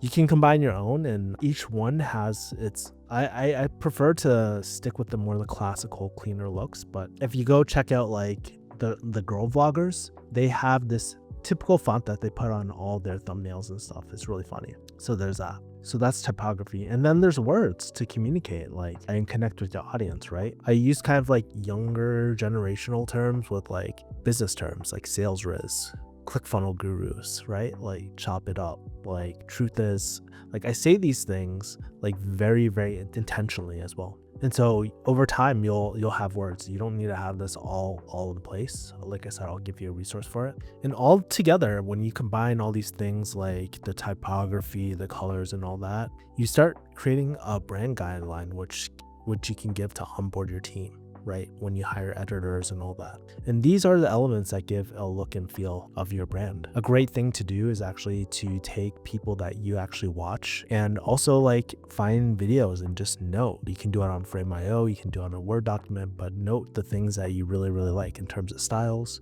in terms of feeling, in terms of editing and stuff. And this makes it a lot easier on board editors. You can also use your brand guidelines with AI to generate ideas. So I have a whole bot that helps me kind of like plan out double storylines, help me craft out stories and stuff, and I'll just do this all for me. So super convenient, but this is the power of having all your SOPs and guidelines in one place. You can also use it to help you write scripts and write out bullet scripts. So I wrote like, hey, write me a script with the hook, the big problem, curiosity loops, main points, right? We'll go over all this later. But this was an idea that AI came up with for me, and it was like, stop saying yes to everything. It goes through the packaging, the hook, multiple hooks, right? And how to do an introduction. So just really, really interesting what you can do with this. You can also have it make thumbnails. I wish I was this buff, honestly, right? But I'm not. But it's like, this is pretty good if I were to give it to a thumbnail designer or something like that, and we can make something very, very similar, right? And the best part is with AI, because you're specifying the elements that make your unique brand and unique experience. All of this, notice like it's kind of in my voice. Everything is kind of like in lowercase. Everything is kind of like very contrarian a little bit, right? Like stop saying yes to everything, right? It's very disruptive, right? Like what we talked about earlier. So let's keep on going. Keep in mind, you don't need to stick with one brand archetype. While it is easier, probably stick to one. You can mix and match it and play different brand archetypes within your content. So for me, sometimes I'll play between the Maverick or the Outlaw and Explorer. I'll play between different archetypes too, and for different content formats as well. So let's figure out the brand archetype for these creators now that we've kind of covered that. So let's go over Hormozy. So Hormozy is kind of like the sage in the Maverick and the guy next door. The reason why I say the sage is because he's acquired many businesses and he just like tells you like kind of like what to do. Like he's the wise person on the mountain. The Maverick, he's like very in your face, right? He's like, F your excuses, right? And a lot of the things he talks about is like controversial. He's like, you don't need a therapist. He had one video where he's like, you don't need a therapist. Yet he's also the guy next door, because I mean, look at the way he dressed. He's like a beater and like a flannel, like very casual, right? He's very bro-like, right? If I were to do an Ali Abdaal video, in this video, we're going to explore the 7 different ways I make passive income, right? That's his more explorer type of vibe, like where he's like learning something. And the guy next door vibe is like, oh, sharing his lessons. Man, I failed at my business. I feel so lost, right? Like I did a business and it didn't go well. That was one of his recent videos that I saw from the team. And he's the Maverick and the Sage. His openings and his hooks, they aren't very like story based, but he talks about, he's a very philosophical type of person. We're living in a new age of the digital era. Most people are asleep, right? Like he talks like that. And then we also have the Maverick too, which he's like really in your face, right? Like I'm trying to find something. Oh yeah, working hard won't make you rich. That's like a very like Maverick type of person. Christo is kind of like the creator and the sage. So if you ever watch Chris, he has a lot of business experience and he has like 20 plus years, knows a lot of people in the industry. And so he tells a lot of stories, but then the creator is like his artist side too, which is really interesting. Vanessa, she's like the girl next door with her recent content. So if you can tell, like her recent thumbnails are kind of like very girl vloggy-esque recently, right? If you watch her old videos, like you can see her bottom social media is changing. That was her like old vibe of like very kind of like the Asian boss girl vibe. But she's also like the explorer, man. That's one thing I really appreciate about Vanessa, is that she's exploring what she's like learning and stuff too. And then Hamza, man, this guy, he's really interesting. He's the explorer, so he'll share a lot about what he's learning from books. He used to do these insane book breakdowns and stuff back in the day too. And he's also the maverick, right? He's like very he goes against the grain for a lot of different things. Don't date girls from everything else is BS. Don't waste your 20s. These are all very maverick type of things. And me, I play the maverick and the explorer a lot, but when I did this video about why I quit pharmacy, this was a maverick vibe, you know? And so I think like this whole concept of brand archetypes, the best part about it, it lets you talk about the same subjects as your peers while just giving a different feeling and experience to your viewer. And you can try, like, as you're new, you can just try different ones as well. But in your mind, you're like, oh, that's a lot of time and all that. How do I shortcut it? So how do you create your brand guidelines in 5 minutes? So here's action steps. Read iconic Fox guide to read about brand archetypes and get acquainted with them. And get used to them pretty much. Take Kay Putnam's brand archetype quiz. It's free. It's one of the best email opt-in quiz funnels I've ever seen. But she'll spit out everything that we talked about before. It'll come with all that, like the typography, the power words and all that. And it's a starting place that you can use. If you download her guideline PDF, it'll provide all those things. You can also make a color palette. So for this one, I like not getting too nuanced and like, I think like a lot of this is cool just to know intellectually, but a lot of this actually can go into things that we like too. Like, because when a viewer is watching it, they're not thinking, oh, you use Helvetica New, you must mean like, no, these are very like implicit ways of communication and it's more of a feeling. So one of the things that you can do is go on colors.co and just pick a color palette that you like and just go from there. You can pick your fonts as well with fontpair.co. I think I've used it before. And then you can always use ChatGPT to help you decide to like, hey, this is my brand archetype. What are some great fonts that I could probably use? What is a good color palette that would fit my brand archetype, right? So you can use this with ChatGPT. We didn't have this before, but it's a new technology that we should really embrace. Okay, let's talk about the next thing that is really important, ideal avatar. So the problem is brand archetypes alone don't build relationships, right? Like, just because you have a certain vibe, that's cool, but like it's not enough. And so, because even if we want to have a certain vibe, we need a medium to tell it as well. So this is where our like stories and the type of stories that come into play. So I'm not sure if you've ever been on this website. It's called Tinder Nightmares. Really hilarious. I've been following it since like, I don't know, 10 years now. My pharmacy days when Tinder first came out. I never used Tinder, by the way. But Tinder Nightmares, and basically what this website is, it shows you all the worst dating stories ever, right? Like, hey, I'm sorry to say this, but I think I should be honest. I don't think I can be with you, right? Like, it's like all these like things, and people just like heart it and relate to these things too. The second one's funny too. Hey, how are you? I'm good. Hey, sorry for a late reply. I know this is crazy, but do you have a spare room? I can offer $850 for 3 months. This is like freaking hilarious, dude. I love it. And it's interesting because I've been lurking Tinder Nightmares for the last 7 years. But why, right? And it's because these stories are relatively relatable. Even though I have never been in this predicament where someone wanted to move in with me or like height stuff, like I've never experienced the height thing either, but it's just really interesting. It's really funny. Like I can empathize with these stories and they're very entertaining too. They create curiosity gaps, right? And so when I go on Tinder Nightmares, for example, I go there because it's like really, really funny, right? And so let's do a quick exercise. What's the brand archetype for these creators? Here's Ali Abdal. Here is Dan Ko. Here's Hamza. Here's Alex Hormozy. And I think the worst thing you can do is just evoke in neutral vibe. When someone like looks at your thumbnail or looks at your content, it's just like whatever. It's like the worst, right? You're set up to fail. And so just like in McDonald's, like going McDonald's, it might not be the best, but people try to go in for that unique, consistent experience, and that's what they're paying for. So probably the next thing you're probably wondering is like, what story should I tell? And the idea behind a really great story is like to create this, oh my God, me too moment, right? And so by sharing stories in this weird, obsessive detail, we actually ironically feel a lot more connected to people.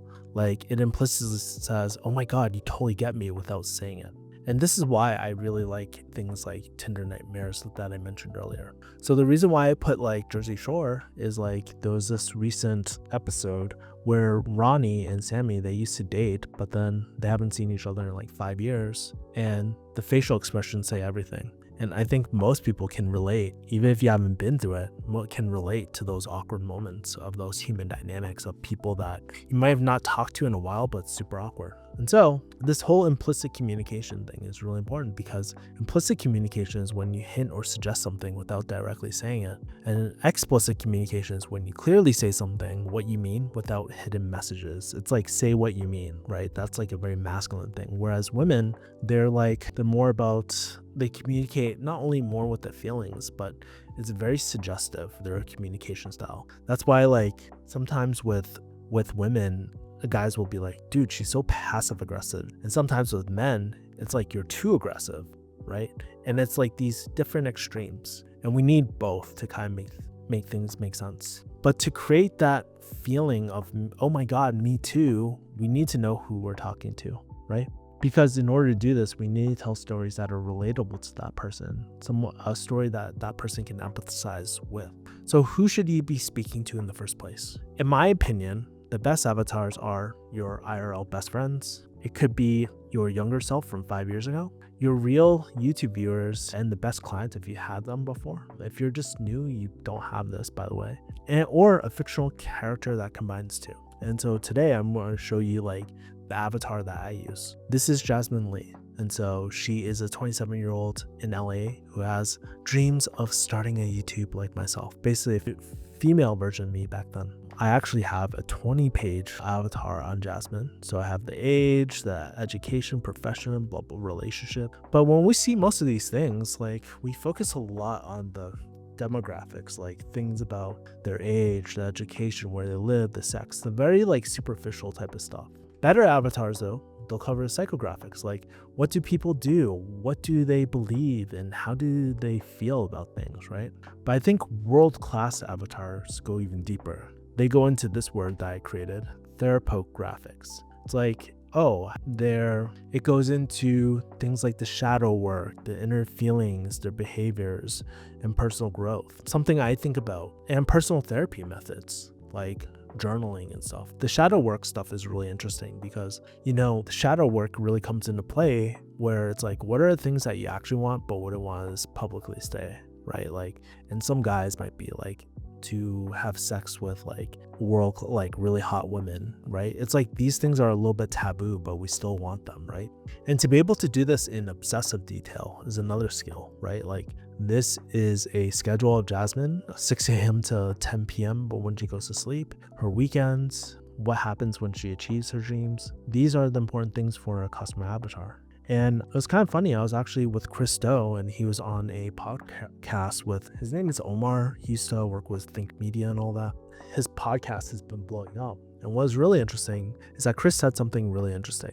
The best thing you can do for your personal brand is to see a therapist. One of the best pieces of advice ever. This is how you can unearth like the shadow work and deeper work that most people don't talk about. So my ideal avatar is over 20 pages long and goes over what their daily schedule looks like, what they say they want, what they actually want but don't talk about publicly, aka the shadow work, their problems in their exact words, that is so important, their biggest reasons of why they can't get what they want in their exact words, the big thing that they want that will make everything easier for them, and what their daily schedule is before and once they achieve that big thing they desire. The cool thing about this these days is like you can use things like dictation these days, you can use things like ChatGPT to help you create this too.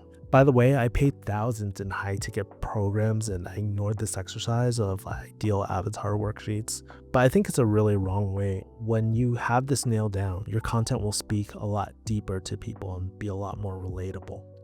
And even though this isn't like a product that we're doing, I want you to think about this. Each and every single video that you put out is like a product. And plus there's more incentive to have all this sort of stuff done, because now you can actually chat with your avatar on content and build your own YouTube strategist like I showed earlier with something like AI. So for example, if I asked Jasmine, what are some of the reasons why you haven't started on YouTube yet? Imagine being able to speak with her about her problems, right? And I can just talk to her. And we can talk back and forth about like, hey, which videos are most clickable? What stories are most relatable to you? And even if they aren't your perfect avatar, parts of your story will still relate and still create that Me Too moment. So like, great example was like the Tinder nightmare things. I've never gone through like the height thing. I've gone through like rejection before, and I know what that feels like. So it's almost a tangential experience I can empathize with. If you're kind of curious about what story to tell, we'll talk about it more in the content packaging session. But here are the action steps. You can fill out an avatar sheet. You can find some outline online, use your best friend, your younger self from 5 years ago, or IRL viewer. And if you're completely new, I actually do all three of these. You can use ChatGPT to help you build one, or you can use my sheet and get the slides to this presentation, YouTube masterclass. Okay, let's talk about USP, unique selling proposition. This is pretty much like what makes you unique on YouTube. So how can we create a unique experience on YouTube? So the other day I was actually watching Jake Tran's video, and this is one of my favorite videos by him, ironically. YouTubers will never tell you this. I can't believe he met Mr. Beast. How crazy is that? This is what I learned from his video. I thought it was so insightful because I met him during a guru program and I seen his growth. He didn't really have any subscribers before. And really interesting about this was like he took the advice of consistency is key, right? From Grant Stephan, he really looked up to him. He modeled a lot of his videos too off of that, right? And you can tell like these are kind of like very similar to like Graham Stephan's type of thumbnails too, right? During his video, he also talks about like how copying other YouTubers just doesn't work, because he has this great point. Which one would you click on? Would you click on the one with a lot more views with Graham Stephan's face, or a picture of Jake Tran who has no viewers and all that with the same thing? And so he really brings up this point of, is consistency the real problem? And so Jake decided to do something very, very differently. And he talks about this book, The Blue Ocean Strategy, which is this whole concept of how to create a new market where there is no competition. There's this great John D. Rockefeller quote: competition is a sin. Bro looks like Voldemort, but is very, very smart, because you can just, why compete when you can create a new market? And so how he did it was, in the Blue Ocean Strategy, there's this exercise where you take this graph, you put the attributes or the characteristics or the features of the things that, in this case, every single YouTube channel, right? How intellectual, how visual is it? How audible is it? How funny is it? How casual? Are they really salesy, right? And you just mark all these things. And he listed out his favorite channels. And in red, he pretty much bulleted what he wanted to be, right? And so Jake ended up creating a new genre of documentaries on money, power, war, and crime. And he crafted his own niche. Notice like his most popular videos at the time when he started popping off, they almost look like Netflix documentaries, which are crazy, right? And I noticed the same trend when Elizabeth Phillips, she was teaching part-time YouTuber Academy. She did this exact same exercise too. She took all her favorite YouTubers and listed them as well. And she noticed kind of like the gaps where there were in the market, right? So for example, if everybody's super humorous, Elizabeth could be like less humorous or in all that too. And she, like, if you can't tell, she wrote out a plan in the top right. She experimented with a new video style with the following. She wanted to focus on like storytelling and awe, right? If you ever watch Elizabeth's videos, they're like super amazingly edited. I don't think for a long time, she didn't have her own editor from what I knew. They're super value packed. They're very intellectually focused too.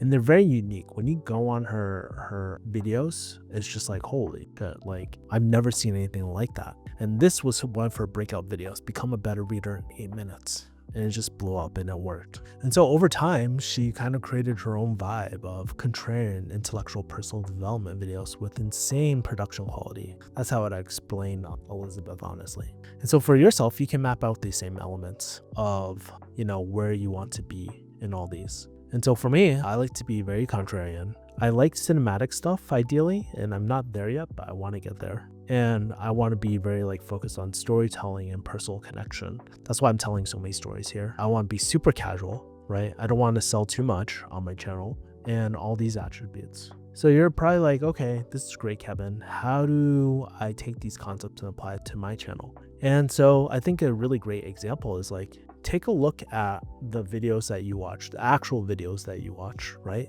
And just change 1 or 2 elements just to change the viewer experience. I learned this from actually Jake Tran. He had a really great piece of advice on this in his Faceless Income Challenge. So let's take Johnny Harris. He makes documentaries to help us better understand the world, right? If we change Johnny's channel to faceless, or maybe we change the topic angle from global stories to money, power, war, or we change the writing style from very explorer type of brand archetype to dark and sarcastic, we get Jake Tran. One of his most famous videos is like, why are all the McDonald's ice cream machines always broken, right? But Jake will be like, oh, how did he almost got away with it? And so here's a list of elements that you can change. You can change the brand archetype. So we talked about this earlier. You can change like something from a Dan Coe to an Ali Abdaal. You can do that. You can change presentation style. So you can go from face to faceless. You can also like do what we're doing right now and do like like presentation style. You can change the target audience, right? So for me, I target a 27-year-old female who wants to do something new, but I could target a male instead. I could target the 40-year-old. I can target like the 50-year-old too, right? If you can feel like you can resonate with that audience. You can also change the topic angle too. So like, for example, kind of like niching and sub-niching, right? Like, so a very broad topic might be food, but you can do a tangential thing like food conspiracies, food hacks, right? And basically go further down and more specific. You can do true crime versus legal analysis. You can change the editing style too. So when we're looking at edits, like when I think about high dopamine, fast pace, I think about Mr. Beast. But when I look at a very simple editing style, it's like casual explained.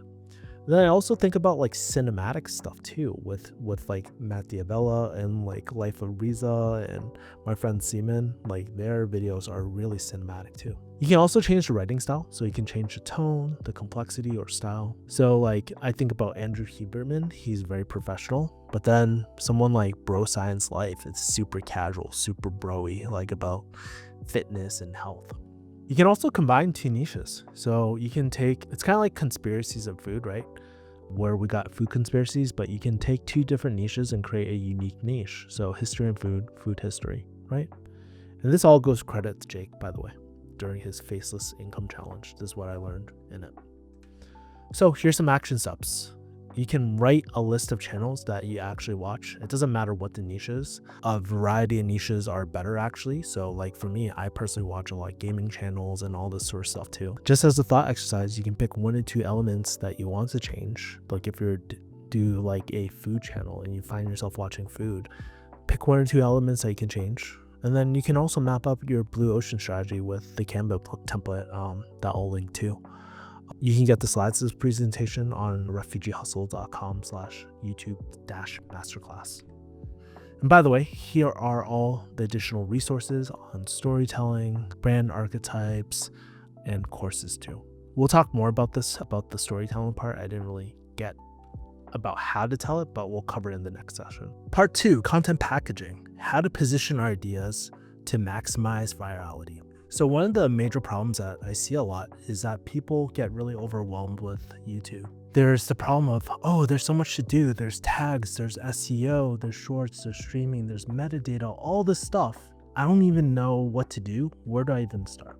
And so if you ever feel this way, I feel you. So when I was learning how to do YouTube seriously, I was told to buy these apps, things like vidIQ and TubeBuddy. These run anywhere from almost $300 per year. And at the time, this was actually a total waste of money and more importantly, time. Because like I would spend days on trying to figure out long tail keywords. This was like the meta of like 2017 to like from 2014 to 2017, everybody was big on SEO. They were big on tags and they were big on keyword stuffing, title optimized things, right? So you get these really crappy titles whenever you get these suggestions from TubeBuddy and all that.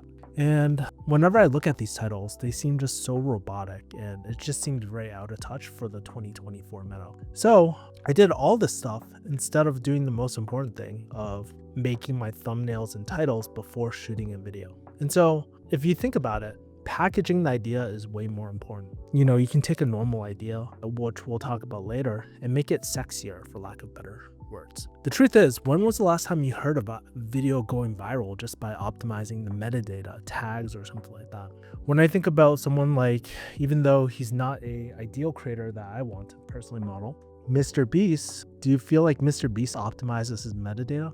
Maybe now, since he has a huge team, but where does he put the priority? He usually puts it into making better videos, a better concept, a better idea, better angle. And the hard truth is that algorithms change. Even through that history that I was telling you about, so much has changed on YouTube, and they will continue to change. But with the one thing that has not changed is just a great video idea. And so let's look at these titles for a second. They look way different than the TubeBuddy like things. They're more personal, they have their own vibe. And these are all outlier titles, by the way.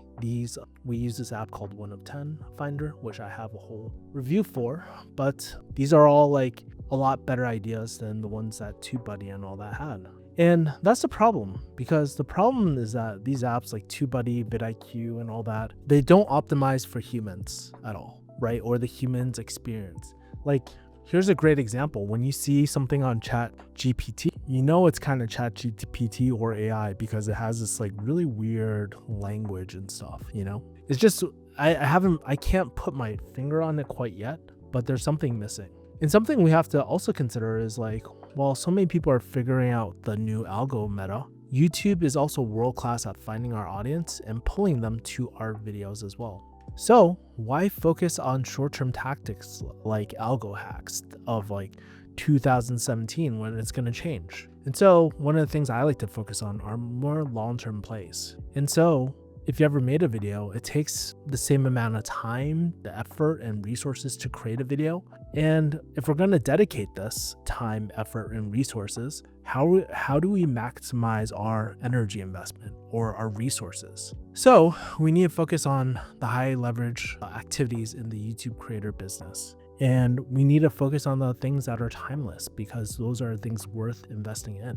And here's the truth. Making a viral video takes the same amount of resources as making a crappy video. You'll constantly talk to creators where they're like, hey, there's very little difference between like the actual production side of my 1 million video versus my 10,000K view video, right? And so the real focus on this section is like, why not shift the odds in our favor by focusing on the high leverage activities in the business? And the most impactful activity for us YouTubers, especially as owners, right, is to make better videos and have better ideas. And how do you make better videos? It's with content packaging. And content packaging is the #1 thing that will make or break a video, in my opinion.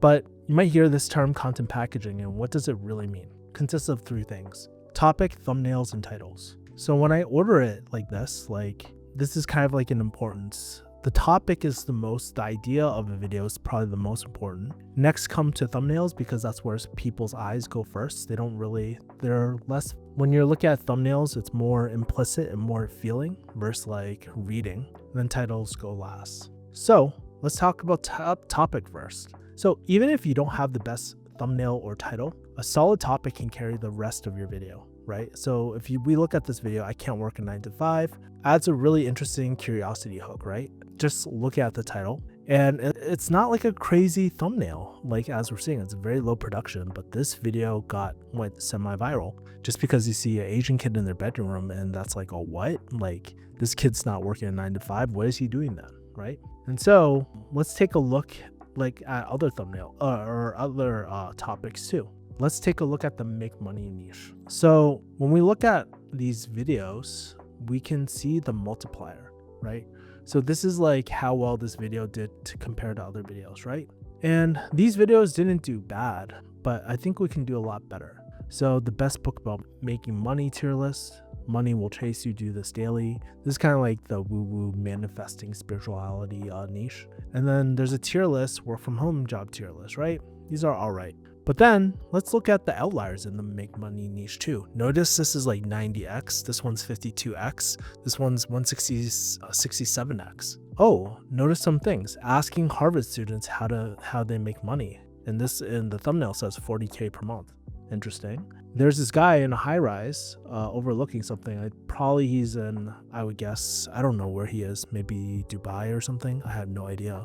But he has this watch on that catches my eye. He's in a luxury high rise and it looks like he's kind of successful, kind of like the Alex Becker vibes. And so I'm kind of curious how he would make 10K per month again if he had to start again, right? It's like, imagine if a rich guy was dropping knowledge bombs. Then the last one, it says age 16. And then I asked teenage millionaires how they got rich. These are all much sexier ideas than these crappy like tier lists, right? Intrinsically, we actually care about this a lot more.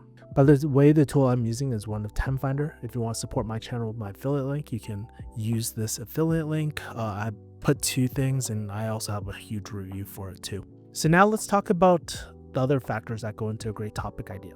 So there's a few tips I have.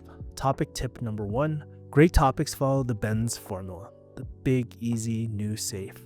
I got this by the way from Film Booth. He had this really great thing. And when I look at the thumbnails I showed you earlier, what's the difference between the average videos versus the outlier videos, right?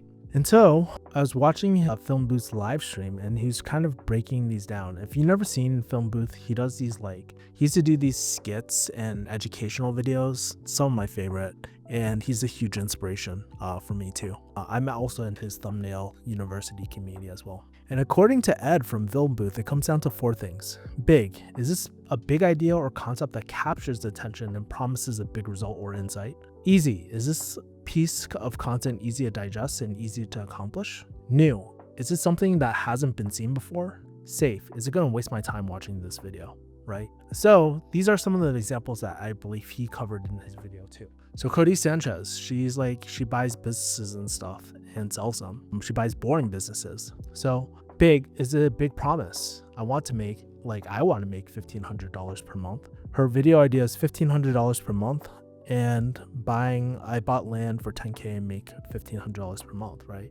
It's a big promise with only 10K. Is it easy? She shows a tent and we don't know exactly what she does yet, but setting up a tent is relatively easy just to make $1,500 per month. Is it new? I haven't seen anybody buy land on YouTube personally right now. And is it safe? Well, 10K is not a crazy amount for land, and this video is only 10 minutes, so why not? It's not gonna waste my time, in my opinion. Next example, Elizabeth Phillips. You're not forgetful, my system for memorizing everything. And the text in the thumbnail says, you'll never forget this video. So is this big? Well, she says that you'll never forget anything and that you can memorize anything, right? Easy. There's a system, and we'll see this thing of systems or steps, which decreases the risk for things. If you follow if you follow the system, you will get X result. So it's relatively easy. New, well, if it's not me being forgetful, then what's that one thing that makes it hard for me to memorize everything? There's a curiosity gap created here. And safe. Elizabeth promises that I'll never forget this video, right? And it's about 20 minutes long. So I think it's relatively safe, but yeah. Let's look at this other one, Charisma on Command, right? 7 attractive habits that make women beg for your attention, the one-word trick. Well, I want to be extremely attractive, right? And I want women begging for my attention. Of course, with the AVB gear on. Easy. I only need to learn this one-word trick. That sounds pretty easy. New. Ooh, I haven't heard of these 7 habits, attractive habits. And is it safe? Maybe. 7 habits is quite a bit, so keep in mind you don't have to have all these, but the more the better. And you don't need to check every single box like I mentioned here. Okay, let's go on to topic tip number 2. Great ideas have double storylines. Now, not every video requires this, but this is something I notice, right?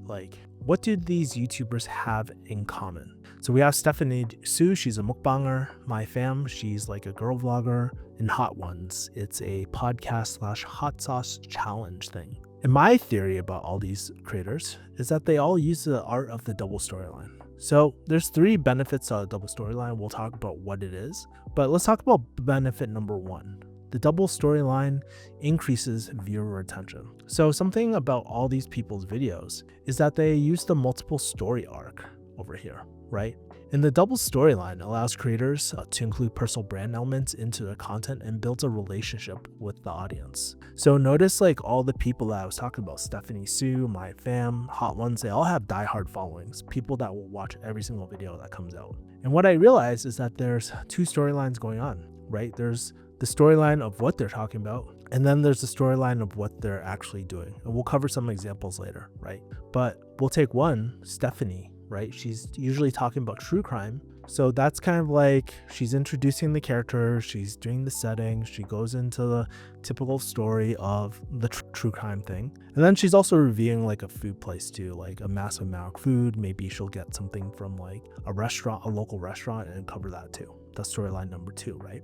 But the cool thing about this is like, because of the multiple story arcs, if a viewer gets bored with the first story, the second story can keep them interested in watching the rest of the video, right? So let's say, hey, I'm not really into true crime, but I just like watching Stephanie eat. I'll keep on watching. Or maybe I don't really care about what Stephanie eats and I just want to know about true crime and I love her like voice and stuff. I'll stick with it.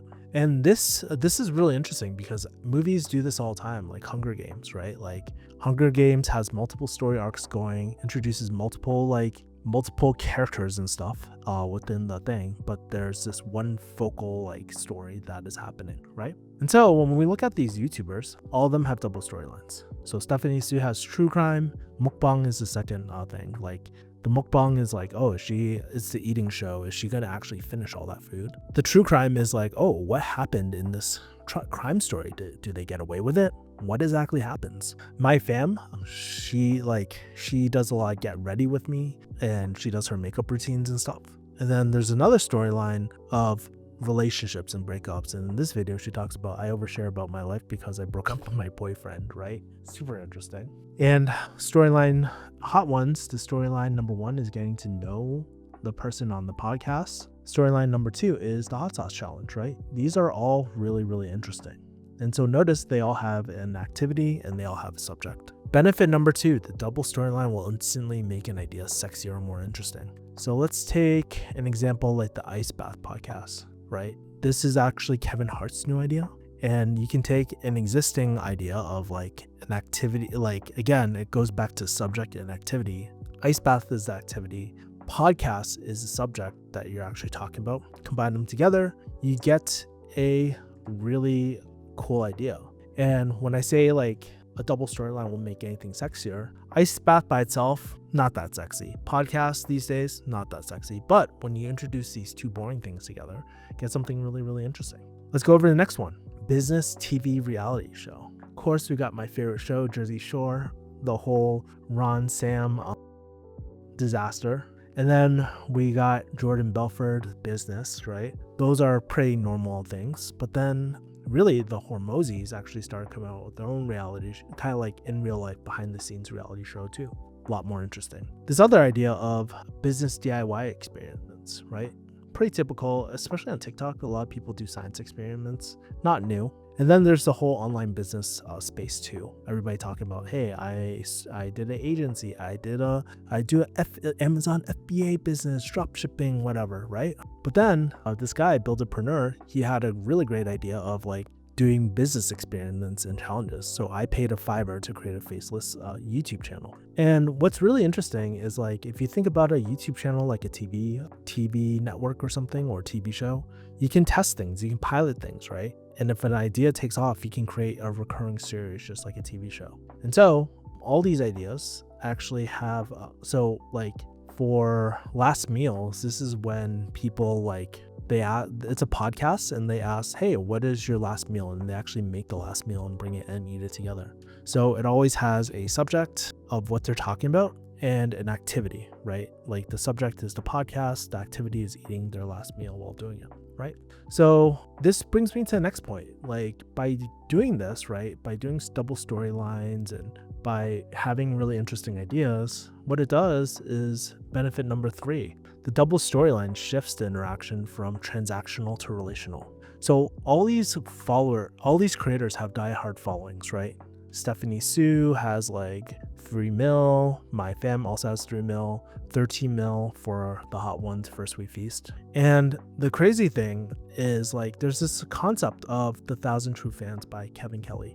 All these people definitely have well beyond 1,000 true fans, by the way. But if you have a 1,000 people who love what you do, they can support you enough to make a living. And that's why this one video can change your life.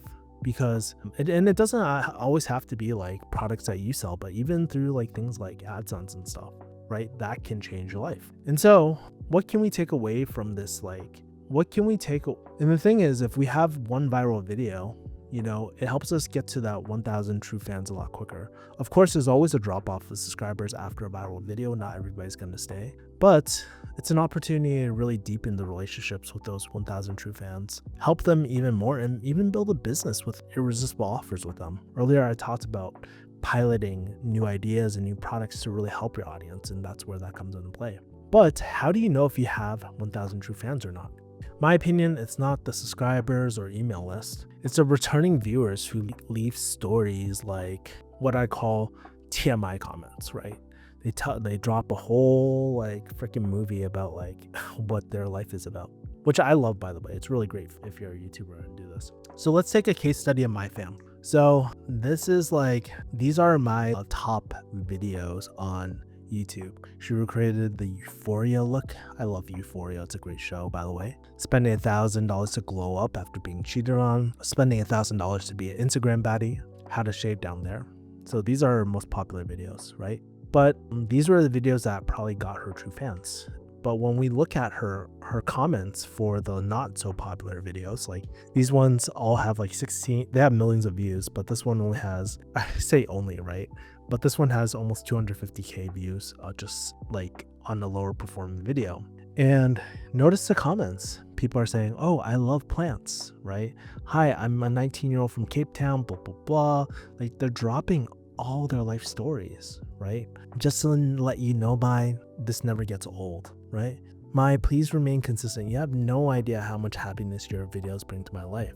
You know the vid's gonna be good when she breaks a nail in the first 30 seconds. I love this woman more than life, right? So it's really, really interesting the amount of people who kind of like drop these comments, right? And as a result of building this 1,000 true fans, she actually created a clothing brand called Alchemy, and she has a bunch of hoodies and stuff, and people buy it. This and her actual, like, because of this, she actually has a baller NYC apartment, which furthers her personal brand because she can shoot it, she can make content out of it and all that too, right? So apparently this whole penthouse costs at least 40K per month according to AI, but who knows? Okay, so let's talk about another person, Vanessa Lau, right? A good friend. These are Vanessa's videos. So she has Instagram followers to help her grow organically in 2022, even though it's 5 years old. I became a millionaire after learning this, how I built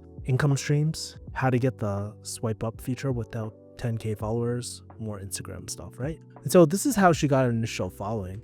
But when I look at her videos that aren't doing the crazy amount of views, 21K, which is a lot less than my fams, but it's really, really cool, like, to see her comment section, even for lower review comments, right? As a fellow YouTuber, entrepreneur, and mom of twins, one piece of advice, like, people are dropping their life stuff. I'm 57. My 3 favorite channels, Vanessa, Stock Brothers, How Money Works. This is excellent advice, Vanessa. I'm like 55 years old. I want to do a YouTube channel, right? As someone in their late 40s, everything you said is so true. So people actually really relate to these comments. And as a result of like having her 1,000 true fans, she was actually able to create Boss Graham Academy, which is a multi-million-dollar product. And then she eventually launched Creator Supercharge Mastermind, which was 600K on her pilot. Then as a result, if the 1,000 true fans really funded her home and studio and lifestyle too, where she actually makes more content on things too. Okay, so last case study is April Lynn Alter. She's actually a good friend. These are her viral videos. These are pretty recent. She actually started this whole new channel just like a year ago.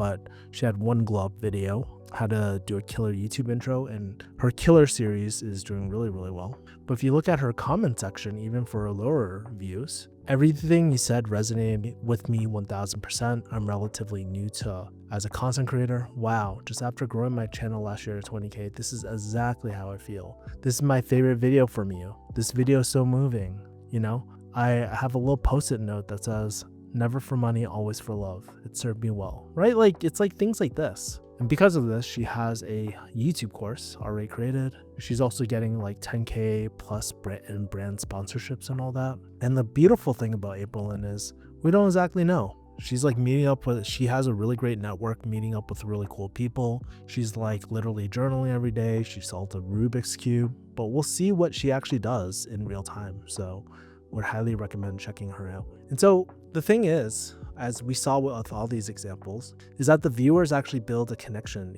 even with the smallest things, with your interests, your hobbies, your habits or routines. People just feel connected with you. And even for me, like I've had like these interactions too. And this is exactly how IRL relationships work. This is actually my birthday party of all my biggest friends I've been meeting over the last few years and all that. And it's pretty cool.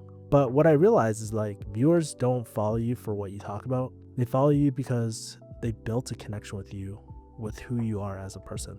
And so this was actually a mistake that I made, right? But this is what no one tells you about like going viral and niching down. This was one of my biggest YouTube mistakes because I was known as a YouTube pharmacy person, right? And all I talked about was pharmacy, right?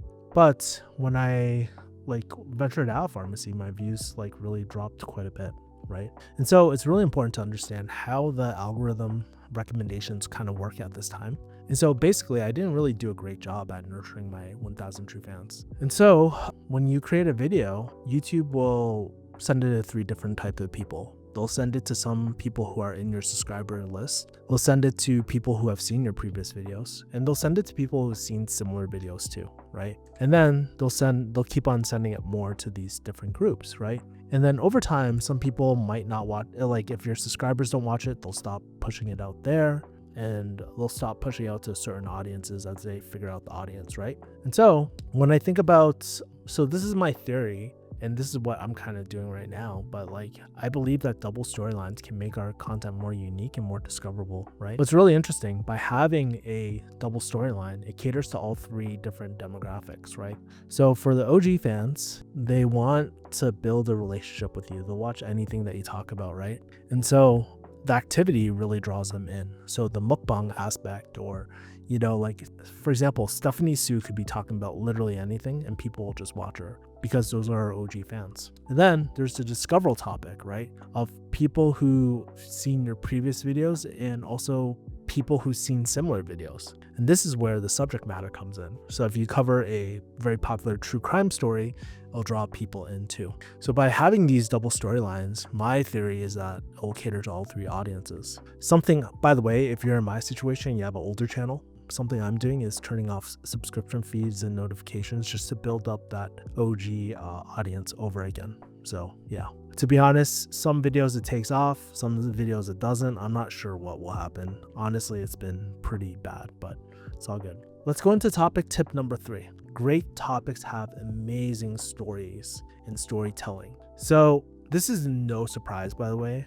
But anyways, when I think about great stories, one of the best movies I saw was like in 2008 when I saw Black Panther. And it was probably one of the worst movies to watch when my dad was passing away. And this movie, even to this day, I still watch it every single year on my annual retreat. And I'm like, why do I watch this movie out of everything? And I think a great story does a few things. It like really pulls you in, right, into the story, even if you've seen it before. It's really, really relatable. A great story will also make me reflect. A great story also has transformation, and a great story has stakes, like consequence of inaction, right? And I think these are the same great qualities of a great YouTube video. Like when you find a really great idea, you just find yourself lost in it, and like you're like, where did time go by? It feels very, very relatable. It makes the viewer reflect, and also has transformation and the stakes of inaction too. But the problem is like, what story should I tell? Because no one wants to tell a boring ass story, right? Like, how many times have we heard like boomers or older people tell these stories that aren't very relatable, like don't really have that much transformation? They feel like they're just like, oh yeah, I went to the store and did, no one gives a crap, you know? So we don't want to tell a boring ass story. So what's the solution? We want to tell stories that focus on solving relatable problems. So there's a few steps on getting this. Like, in my opinion, step one is getting inspiration. So as you know, I'm very big on ideal viewer avatars. And the avatars or having these profiles can really help me focus on the problems relatable to my audience. As I showed you earlier, I actually have a ChatGPT bot that I can chat ideas with. But really great inspiration areas for ideas and relatable problems with people is like looking at your daily schedule. I always go to my Google Calendar and I look at what I did. I think about the problems I went through or the things I went through. 2, problems, obviously I kind of give that away, but like what are the common problems that you kind of go through as well? So like in my 30s, something I really struggle with is like keep making new friends, feeling behind because I don't have a family quite yet, feeling like I'm also behind because I left the career of pharmacy and now I'm on my own. And even though sometimes I make a lot more money than I did in pharmacy, I wonder like, oh shoot, is this really sustainable? Can I have a family? Like those are problems that I'm going through right now. Procrastination, what are the things that you actually procrastinate on? So maybe it's like, you know, I've been like literally in the other room, I have a whole bunch of like donations that like a whole pile of donations, but I have not driven it and dropped it off. I don't know why. There, you can look through your credit card purchases and see what you bought, and those will be allude to some of the problems that you're going through or situations you're going through. This is a deeper one for my spiritual people, but the shadow work that you do on yourself. And that's why therapy is so relieving and so cathartic, because when we talk about these things that we're going through, people just feel this relatability to others and be like, oh shoot, I'm not the only one. And also advice to your younger self, especially if your avatar is like 5 years younger than you, right? And you're kind of like big bro talking to little bro, or maybe like, yeah, things like that. And so this is why I constantly future journal, like self journal, so I can capture the problems I'm going through, you know? And so like I have a separate WordPress that isn't really public has all my Zenga things, but like I have this like, I usually do a question prompt of like a problem that is going in my life, how I'm feeling about the problem right now. And then I also imagine myself like 80 years or 10 years or future self giving myself advice, right? And I think that is really, really great. And it goes back to Christo's advice of getting therapy and just being aware of the problems that you're going through, the loops that you're going through, because these are all relatable to other people. Step 2, do market research. So before I do any video, I also do market research. So there's this idea of content market fit. The first time I heard it was through Colin Samir. So it's like the fit is between the content that you want to make, what your audience wants to watch, and aligns with the industry that will fund it, meaning that you can get paid for it. It's very similar to the Ikigai model of, it's very, very similar, but ideally we want to be in the middle somewhere. And so typically when I'm doing market research, I'm looking for unsolved problems or unique perspectives on the market. Back in the day, before we had tools, I used to go on like Google Trends and keyword research tools and stuff, and it was a real hassle, but these days I use this tool called 1 of 10 Finder, which is amazing. I have an affiliate link below too, and a review video. And here's what I look for in the comments. I look for, so like, what 1 of 10 Finder will do is it'll filter all the really popular videos in your niche and stuff. So I did like make 10K, and Ali Abdal's video came up. There was a CEO explains video that came up, and how to make 10K per month. So I click this video and I'll look in the comments, and I'll look at like in the comments why people love or hate this video, unanswered questions, common problems or shared experiences that people are having, and things I also disagree with too. I think being contrarian and like, especially if you're a maverick brand archetype, it's really important to know what people are thinking so you can like disrupt them, do a pattern interrupt. And the reason why I like looking at why people love or hate a video is just to understand like what is kind of working in the market right now and what are improvements I can make. It's almost like looking at it like a product. If I was to build this timer, right, I would look at the reviews on Amazon, see what really people like about it and what people don't, and the potential improvements I can make on this thing. Like, one thing for this thing is I wish it was magnetic so I could stick it on my metal appliances, but it's not. So yeah, it's like the same thing for content. The last thing I do is use this storytelling formula. So let's look at my friend April, and I talked about her earlier. And in my opinion, April is world-class at killer intros. She's actually she has this whole killer YouTube series, and she will be having a video on how to find a killer idea, which is I'm really excited for, to be honest with you. And ironically, the video that we're going to be breaking down is on killer intros of all things. So let's watch this really quickly. This is how to make a killer YouTube intro to blow up your channel. Watch closely because many creators have their big break from a single video going viral. And while your next video could be the one that blows up your channel, all this potential could be wasted on the first 20 seconds. But what makes a good YouTube intro? What do these creators know but we don't? The best YouTube intros follow 4 simple steps, and this video will walk you through them all. The first step is crazy intro. And so when we watch this video, April Lynn does a really great job at breaking down a YouTube intro with a YouTube intro. So what's the first thing? So the main objective of the thumbnail and title is to meet the expectations, right? And so the first sentence needs to match the title. The first shot needs to match the thumbnail too. And so this is April Lynn's breakdown, and we'll go over a transcript of how she does it. But in terms of what April Lynn thinks a great intro is, it requires the setup, and this is the first 20 seconds. So a great intro or a setup will provide context, give you what you need to know to make sense of the video, introduce the stakes, like why should we even do this and what is the payoff. It should create a curiosity gap. It shouldn't answer the question immediately. It should allude to what the video is about and what people actually want to know. There's the leverage input bias, which really shows the effort, time, energy that went into the video.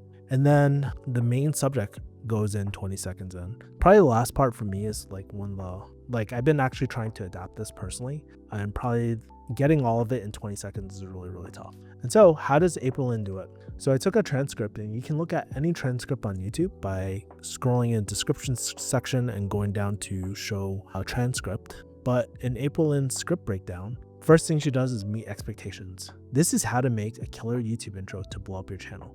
And notice how to make a killer YouTube intro for the algorithm, right? So she immediately meets expectations. She provides context. Watch closely because many creators get their big break from a single video going viral. She introduces the stakes. And while your next video could be the one that blows up your channel, all of its potential could be wasted in the first 20 seconds. So if I don't have a great YouTube intro, I'm going to waste my viral video. The next thing is creating a curiosity gap. But what makes a good YouTube intro?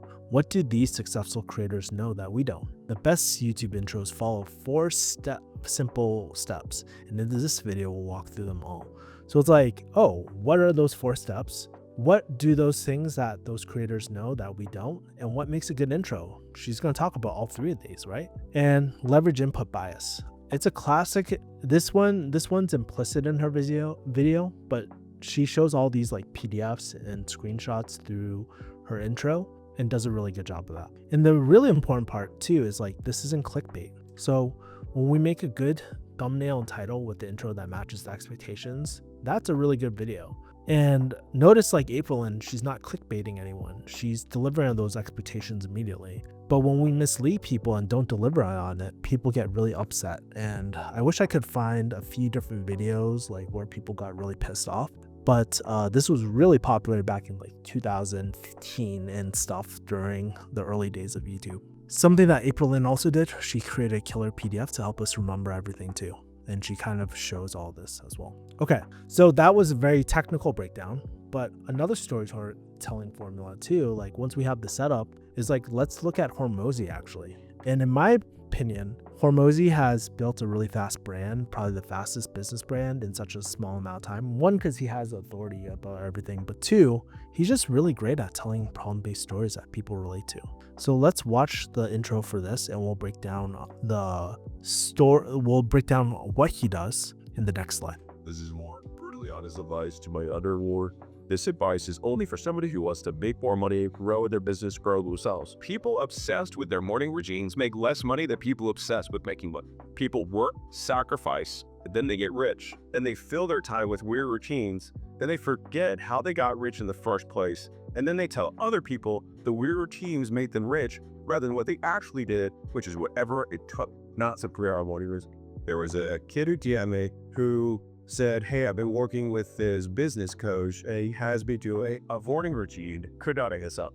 After I do my grounded walking, I do my gratitude journal, I do my list for the day, I do my ice plunge. It's like after I do that, it takes me about 3 hours in the morning to get all that done. He's like, I barely have any energy to like actually get work done. I just said, I'm gonna give you the biggest hack in the world, cut the 3-hour morning routine, replace it with 3 hours of work, and I promise to get more done. And he messaged me back way later. He was like, dude, you changed my whole life. I'm getting so much done now. I was like, what a concept. If you work more gets done. And I love just looking at this. It's like, what actions do I have to take to get what I want? Anything that is not that is a distraction from it, period. If it takes you 5 minutes to feel 20% better and you can actually measure that your output goes up by 20%, that makes sense. So nothing against doing things.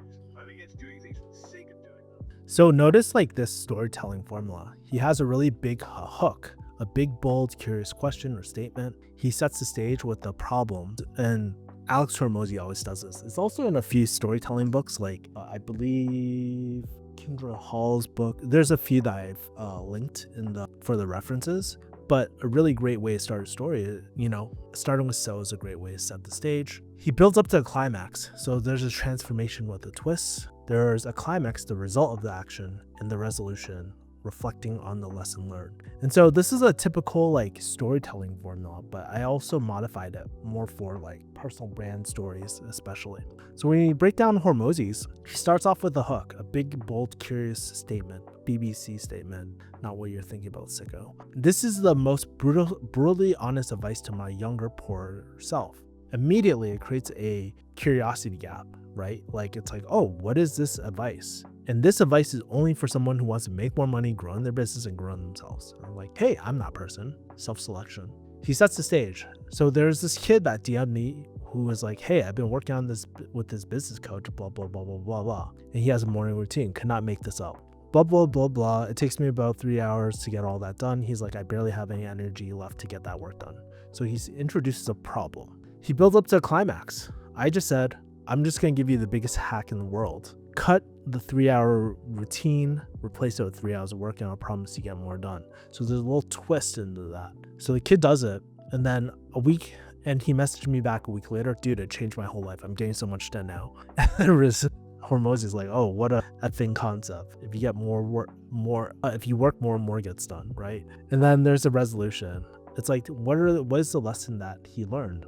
Well, I just love looking at this, and it's like, what actions do I need to take to get what I really want, right? Like, so he's reflecting on the lessons from it. And so you can actually train GPT to have all this, like, to help you create a creative brief, to have all these things done and all that, especially if Chat GPT, you can now dictate into a phone and it will provide you all this sort of stuff too. Probably do a separate video because it's outside the scope of this like YouTube video too. So yeah, but let's get into action steps. So one, you want to break down your double storyline for the YouTube series that you actually want to watch, right? So like go through your subscription feed or go through the videos that you actually watch and find different series or different videos that you watch and see if they implement the double storyline. You can write a list of activities that you actually do or watch a lot of times. Then you can write a list of subjects of what you like to watch. Like it could be on woodworking, it could be on true crime, it could be a lot of different things, business. Then next you want to find viral videos. You can use 1 of 10 using my affiliate link. That'd be amazing. And then you can break down the scripts of those viral videos too, using YouTube transcript and Chat GPT. So let's move on to the next part, thumbnails. So thumbnails is one of my favorite parts. So believe it or not, copywriters used to spend 90% of their time on headlines. They would focus all their energy and time on this 4-word, 5-word thing back in the day just to capture attention, right? And so, but like as technology has evolved, right? Like people aren't reading newspapers anymore. So what are the new copywriters? In my opinion, thumbnails are the new headlines for YouTube because they capture attention. Copywriters were masters at capturing attention back then, but we have to adapt this for a new medium. And in my opinion, this is one of the hardest things to master. So back in the day, I thought I would edit a video and I would think about the thumbnail and title as a afterthought. And so back in the day, I would edit the video without even thinking about the concept of the video, which was so bad, right? It's like these were my most viral videos, but if you look at these thumbnails, they weren't that great. And even though I knew I should be making my thumbnails before, I ignored this for years because I don't know, maybe it's like cognitive dissonance, maybe because it took a lot of work. The truth is, if I was more intentional about this, my videos would have done a lot better, right? And so the right video and thumbnail combo set the expectations and vibe of the video and opens up a curiosity loop or gap of what's next, what comes next in the video. And this is one of the biggest mistakes most people make on YouTube. Let's do a quick exercise. How do these thumbnails make you feel? So let's take a look at this one. This one's by Jake Tran, scamming poor people out of $4,000. And when you look at the thumbnail, you're like, oh, who's this guy next to the Wolf of Wall Street guy? Mr. Beast, why is he so tired? Right? Like, it's just really interesting. And then you read the title, it's like Stranded Island. Ooh, okay. Frisia Park, moving in. And you can see her boxes and all that. Moving into my LA apartment, right? And notice like for Frisia's, it's like there's some sort of action. She's doing something that you want to know about. Sam Solik, he's grocery shopping. I'm like, oh, why is he in the store vlogging? And then he talks about, oh, his cut day and grocery trip. I don't really like the title for this one. And then there's like Matt Diavella, who is like eating a donut. I'm like, oh, why is he looking so surprised? And the pink thing like catches my eye. I quit sugar for some 30 days. Let's look at Ali Abdal. I'm like, 27,000. I want to make 27,000. And he talks about this 9 passive income ideas. Dan Koh, how to create an anti-vision. Everybody's talking about vision. What the heck is an anti-vision? And so that's the curiosity, yeah. Hamza, it's like, if you know these people, you're like, Hormozy and Sam Ovens, who's this brown guy in the middle, right? I was like, oh, I won a massive business competition. And he got to meet these people. How cool. Last one, just effing work harder. Brutally honest advice to my younger poor self. This was the last video that we kind of went over too. But basically, this is kind of like a pattern interrupt. And so this is one of the hardest skills to master. And even for me, I spent the last 2 years trying to learn thumbnails. And I think we'll talk about it later, but I think this is probably one of the most important positions to hire out. So in my opinion, thumbnails are both an art and science. So there's the thumbnail strategy, which is the science and psychology. And then there's the thumbnail design, the art. Can you actually make it in Photoshop and all that? And in my opinion, Aprilyn has one of the best thumbnail videos on YouTube, so I'm going to be breaking down some of her concepts along with adding some different concepts I personally see too. So let's talk about part 1, thumbnail strategy. So like I mentioned earlier, thumbnail strategy is the human psychology and what makes people want to click on a video. What's interesting about this is like most people think they have a killer idea. But the truth is the best videos come from killer video ideas and killer content packaging. The easier that it is to implicitly understand your video idea, the better a video will perform. So there's a few steps to do this. Step 1, create a curiosity gap. So when I think about thumbnail and title and topic, like the 3 trifecta, they work all together, right? It's like a movie trailer, right? This is everything. That's what content packaging is. It's like watching a movie and understanding what the movie's going to be about before you actually watch it. And really the thumbnails I showed you earlier, they create some sort of curiosity gap. And a curiosity gap is just when something makes you more interested and keeps you wanting to learn more about it. And it's just a gap. It's just a bridge from what we know right now to what we want to know. And when we open this curiosity gap, the viewer journey is like before they see your thumbnail, they probably have a problem, but they're just not aware of it or conscious of it at the time. They see your thumbnail, that creates a curiosity gap where they're like, oh, what is this about? And then after a thumbnail, they become problem aware, especially after reading your title too. And they're like, oh, is this problem worth me solving it? If it is, I'll click. And this is especially for like more education channels versus like entertainment. It's very similar though. Something when I think about when it comes to curiosity gaps are what are the questions that come after looking at the thumbnail? And like I said, thumbnails and titles are the new copywriting. 90% of copywriting back in the ad days. This is a scene from Mad Men, which was about an ad agency. But back in the day, these copywriters spent 90% of their time focusing on headlines and subheadlines. And for YouTube, 90% of our effort should be spent on this too, on thumbnails and titles and topics. So like, think about the thumbnail. The point of the thumbnail is to capture attention, which is the headline. And then the title is the subheadline and gives an expectation of what the video is about. So just like a great headline back in the day, a great thumbnail will grab visual attention, be really relevant to the viewer that you're trying to attract, and also spark questions and create that curiosity gap that make people want to click to satisfy that curiosity. In both Film Booth's program and also in like April Lynn's breakdown, there's a few different ways that or different angles that we could use to create this curiosity gap. So when we're looking at thumbnails, like the awe-inspire. So this strategy, we're looking for something new. You probably haven't seen it before, and it almost shocks the audience. So in this Kelly Wakasa video, you see him with the world's shortest woman. And when you see this really short woman with this guy, and there's a measuring stick, you're just like, what the heck? She's so short. Like, what is she doing in the video, right? That's what I'm literally thinking. Like, I'm literally saying my thoughts out loud. And this works really well with a lot of the extremes, right? So if you're dealing with like the largest, smallest, fattest, thinnest, biggest, like that works. And then this strategy works really well for browse and suggested. So like if you're doing like an SEO based like type of title, this probably isn't that great. But if someone's on the platform, YouTube's more likely to suggest it or pop up on your feed. And so when we look at this thumbnail, we're thinking about, oh, like, dude, she's really short. That's the extreme part.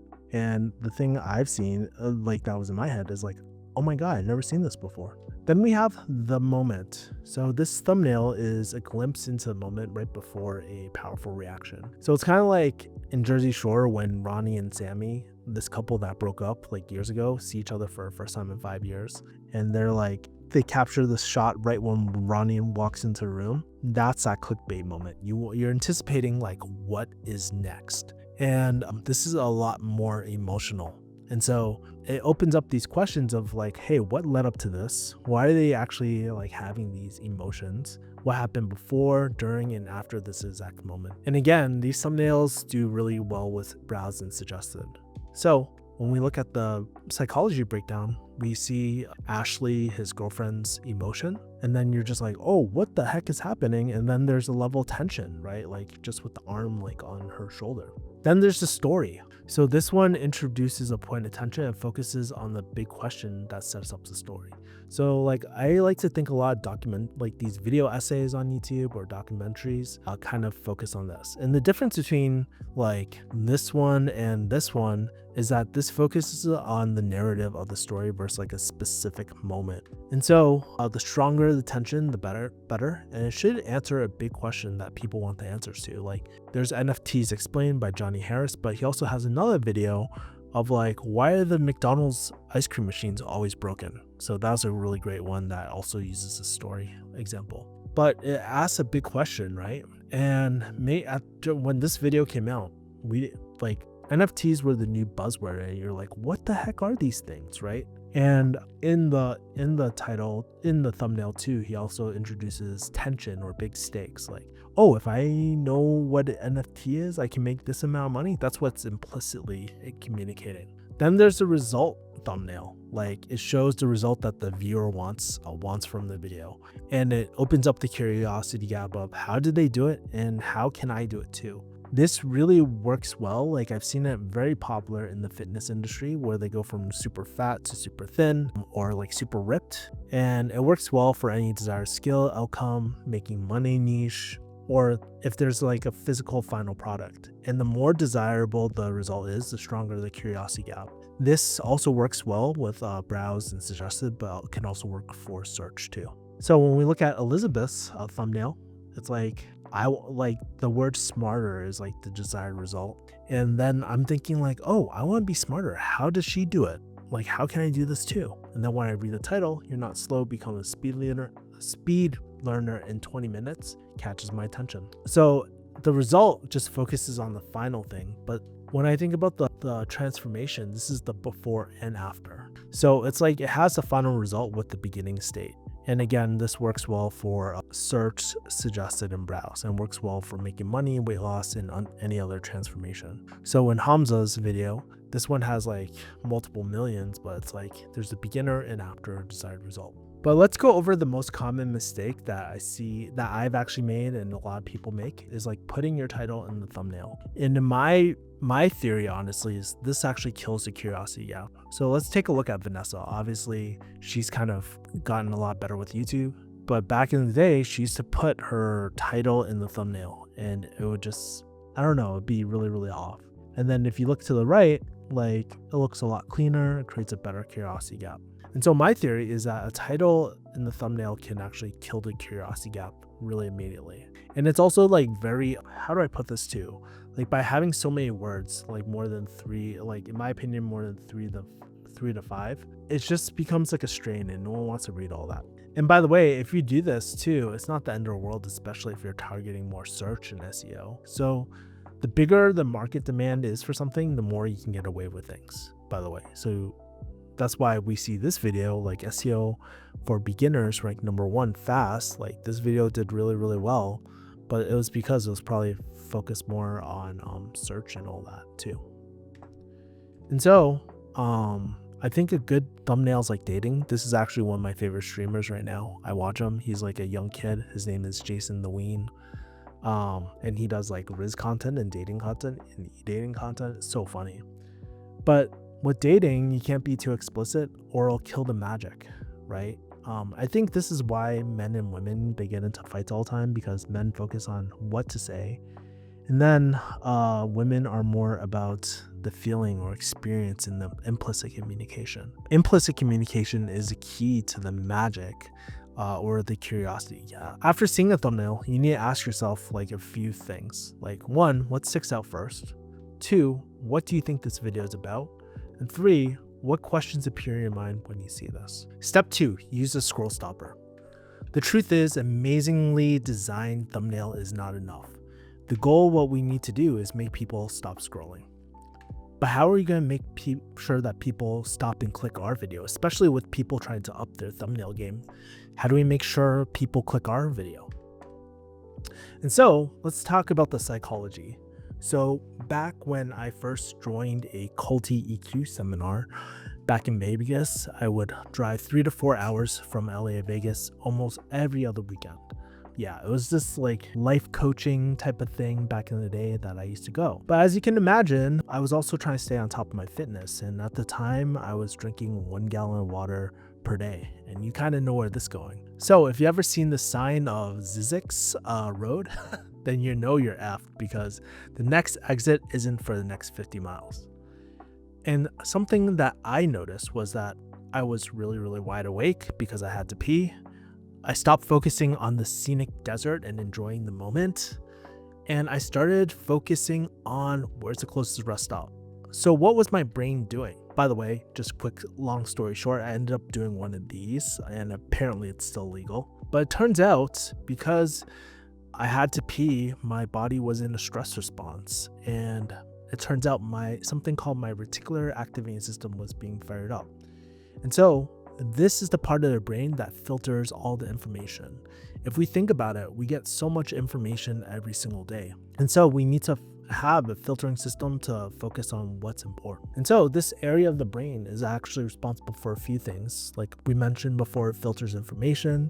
It can keep us wide and alert. And it also prioritizes what to pay attention to and what to ignore as well.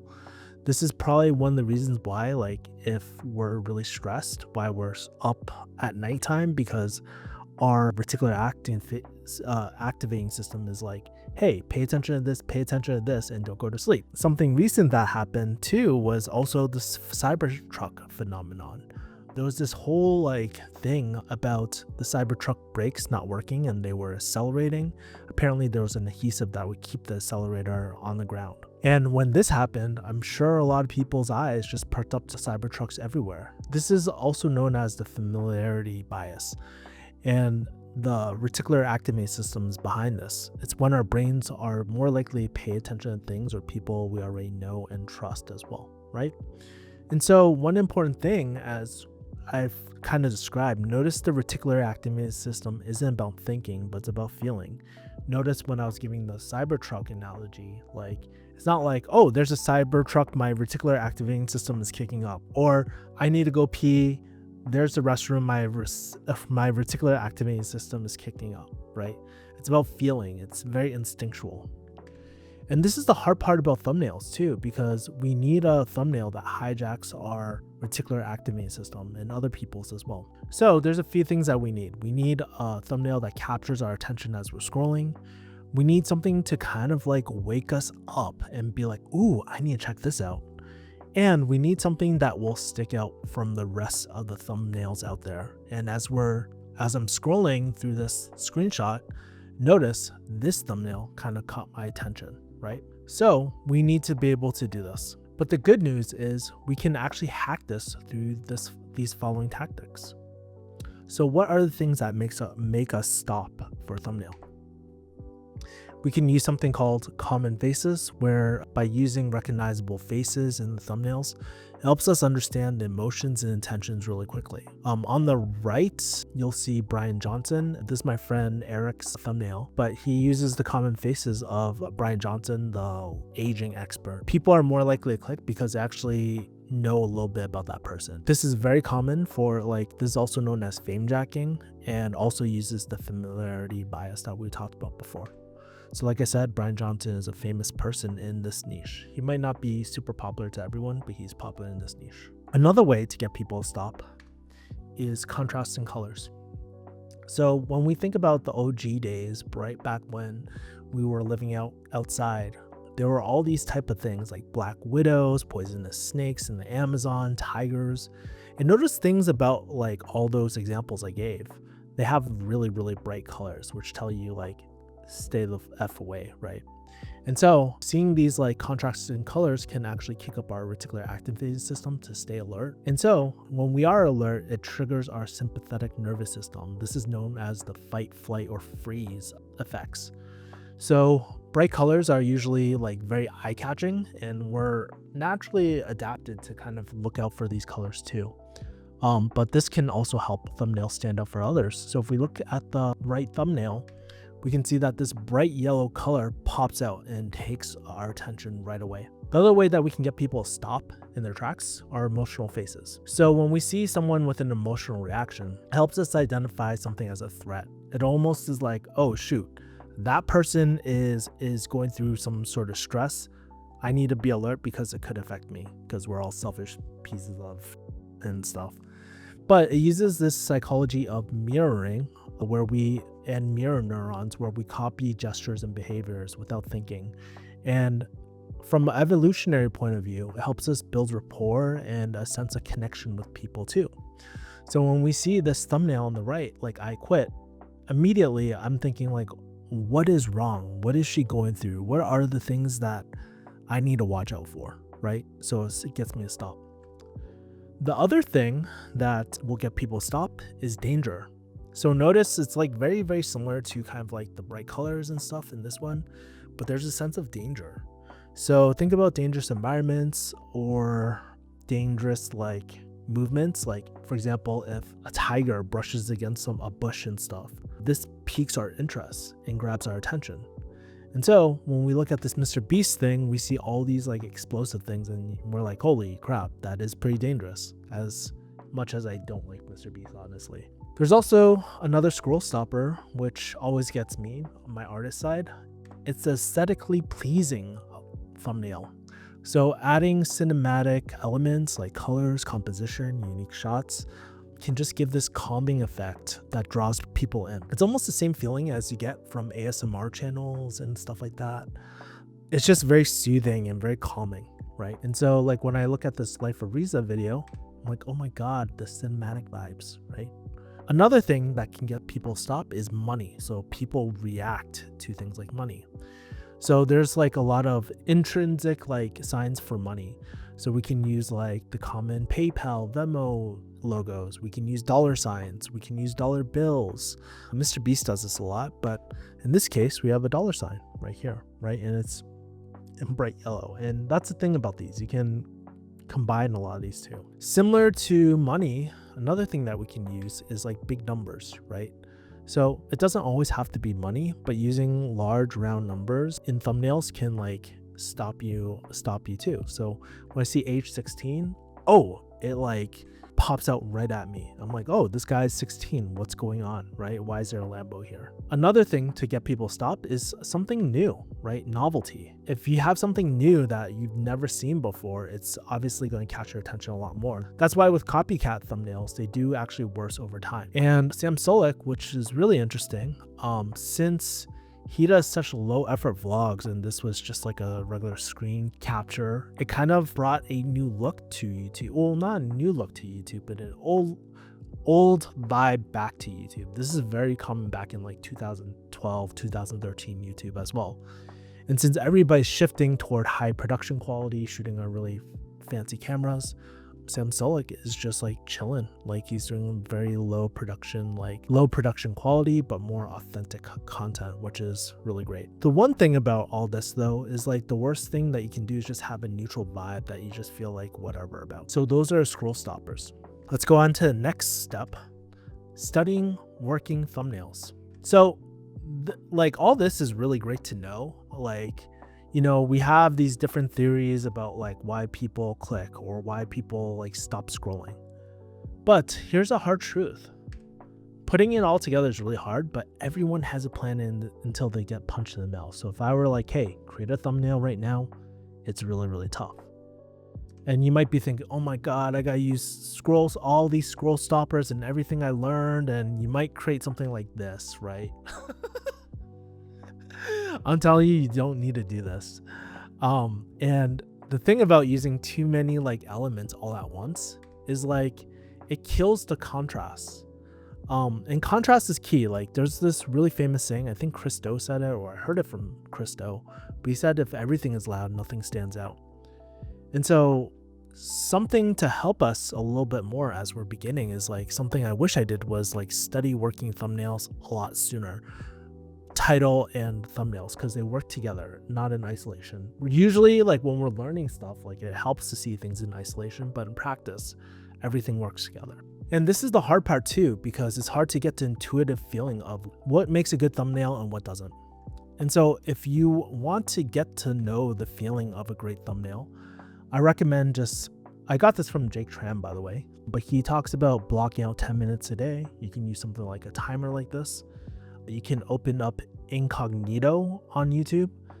And I would do this on mobile too, because most people are on mobile a lot of time. But what you want to do is just start scrolling until the point where you kind of feel numb to it. And then when something catches your eye and makes you stop, you can add it to your Pinterest board as well. And after 10 minutes, you can analyze the elements like what caught my eye. Was it using bright colors? What was it using big numbers? Things like that. And there's a bonus, like if you scroll on one of 10 Finder, you can actually scroll the outlier. So that's even more helpful because like I said earlier, when you're on incognito, you'll see a bunch of like NBA highlights and all this other stuff that doesn't really matter. This is, I believe, how you create a mood board with Pinterest. Back when I didn't have one in 10 Finder, I would want to save these great thumbnails somewhere. And so this is a screenshot of the one that I created. But it's really easy. All you gotta do is just go to share and then a share to Pinterest. And then you don't even need to hit the title at all. And it'll just save to the Pinterest board. And you'll see it pop up right now, right? So it's on the board. If you can afford it, I highly recommend scrolling on one of 10 Finder though, because you're already using proven ideas like with 1 in 10 Finder. It just eliminates all the junk that doesn't relate to you. One thing I do like about 1 of 10 Finder too is that you can sort it by category too. So you can see what's working in different niches. And you can make your own mood board this way too, or make your Pinterest one. Personally, I do a mix between the Pinterest and one of 10 Finder. I'm not quite sure what I like quite yet, but yeah, I just recently shot a review video of this and how to do this too, which you'll probably get recommended after this video. And once you have the thumbnail that you kind of want to model from, not copy, again, it's really about remixing, then we can actually create the thumbnail. So let's go to part 2, thumbnail design. So now that we have the strategy, we need to make the 16:9 thumbnail. 16:9 is the ratio, by the way. And really, when it comes to thumbnail design, it comes down to 2 things. It stands out by itself. The thumbnail, when you look at it by itself, it really stands out. And then it also stands out to other thumbnails when you put it next to other thumbnails on the platform. And then it's also relatively easy to understand the concept of what the video is about. So step 1, focus on the what, the contents. So every thumbnail has like similar common elements to just create the curiosity gap. So here are all the visual elements, right, that make up a thumbnail. You can add people, right? You can add icons. You can add graphics. You can change the background too, right? You can change the background, the scenery. In April Lynn's case, she has a very plain background. And then you can add text to a thumbnail as well. So now that we know our options, how do we create that curiosity gap? Well, we need to figure out the psychology, right? Who is the main character or the hero or main focus point that makes the curiosity gap, right? And then we also have to figure out the secondary characters. Who are the supporting elements that give more context, add interest, or highlight the main character, or make the thumbnail more appealing, right? So in this case, you might let's ask, who's the main character? Most people would say like April Lynn, the girl on the bottom, is like the main character. But actually, and to be actually even more specific, it's actually that little pink part in that graphic. That's the main focus point. And there's a few things that we know like that allude to this, right? Like actually the secondary characters, which we'll cover in a second, are the arrow, April Lynn looking over in that direction, right? The text that's kind of alluding to that pink part, right? Pink and yellow part. And so this is the main character. And when you look at it, you're like, what the heck is this? It creates the main curiosity gap. The egg is the main character in this case. When we're looking at a result thumbnail, we are looking at the end product or achievement that we want to create. When we are looking at story thumbnails, it's usually the main character or driver of the story, right? So all 3 of these kind of point to the main focus that best creates the curiosity gap, right? So it's like, what is this egg doing here? How do I get those abs? And why is this guy bleeding? Right? That's what catches my eye. Okay, but the secondary characters, these are the supporting elements that give more context to the situation, to the main character. They add extra interest, highlight the main character, or make the thumbnail more appealing. So in April Lynn's, there's a few secondary characters. There's April Lynn herself, and notice her eyes are toward the pink part, which is the main character. There's the arrow directly pointing at the main character. And then there's this curiosity gap, like the text adds additional curiosity to everything too. So these are 3 different ways that we can kind of add secondary characters to our thumbnails. And by the way, you don't have to use all the elements, right? You can use just some or the ones that you feel are best for you. The main lesson here is that curiosity gaps should create questions, right? Like if you create a curiosity gap, there should be a natural question that just pops up in your head. So like for me, when I close my eyes and open them, and we'll talk about that later, it's like, what is that thing what's that thing that it actually takes to make that killer YouTube intro? What is that pink or orange thing on that timeline? And what's the editing secret that I don't know? These were the 3 thoughts that kind of popped up in my mind. And so like for me, like when I create my thumbnails, I have a team and we actually create mockups before we actually do the final thumbnail too. And so this is really, really important if you're planning to outsource your thumbnails, which I highly recommend, but just a quick drawing or sketch can really help them out. So should you use text or no text? Here's the rule of thumb when it comes to text. Use text only if it adds to the story the thumbnail's trying to tell. Because here's the con about text. We process images faster than we do text, right? Like, so with text, it's like a secondary step. These are the things that we actually have to read. We literally have to read out. So with text, these are things that activate our logic brain. We actually have to read it out. But when we see an image, we implicitly know it communicates a lot faster. And this is the whole terminology. Like when people say pictures are worth 1,000 words, this is what they mean. So let's do an example. Happy dog. Okay. Imagine a happy dog versus, oh, this is Bobo, my family dog, back at home, right? And so which one did you process faster? Like in my mind, the right one I just knew instantly, right? And so text is more logical and takes us more time to think about and process. And so when it like one of the rules that I use with text is I just use it sparingly or not at all. And in my opinion, text is really effective if you can support the main character. So give context, clarity, or curiosity. And notice like with like most people actually put the whole like title in the thumbnail. Don't do this because it's very repetitive and it kind of kills the curiosity gap. And the other thing too is like you want to be like very minimal, right? Notice that April Lynn says this is all it takes, not this is all it takes plus more, super easy, like parentheses, right? It's not like this, okay?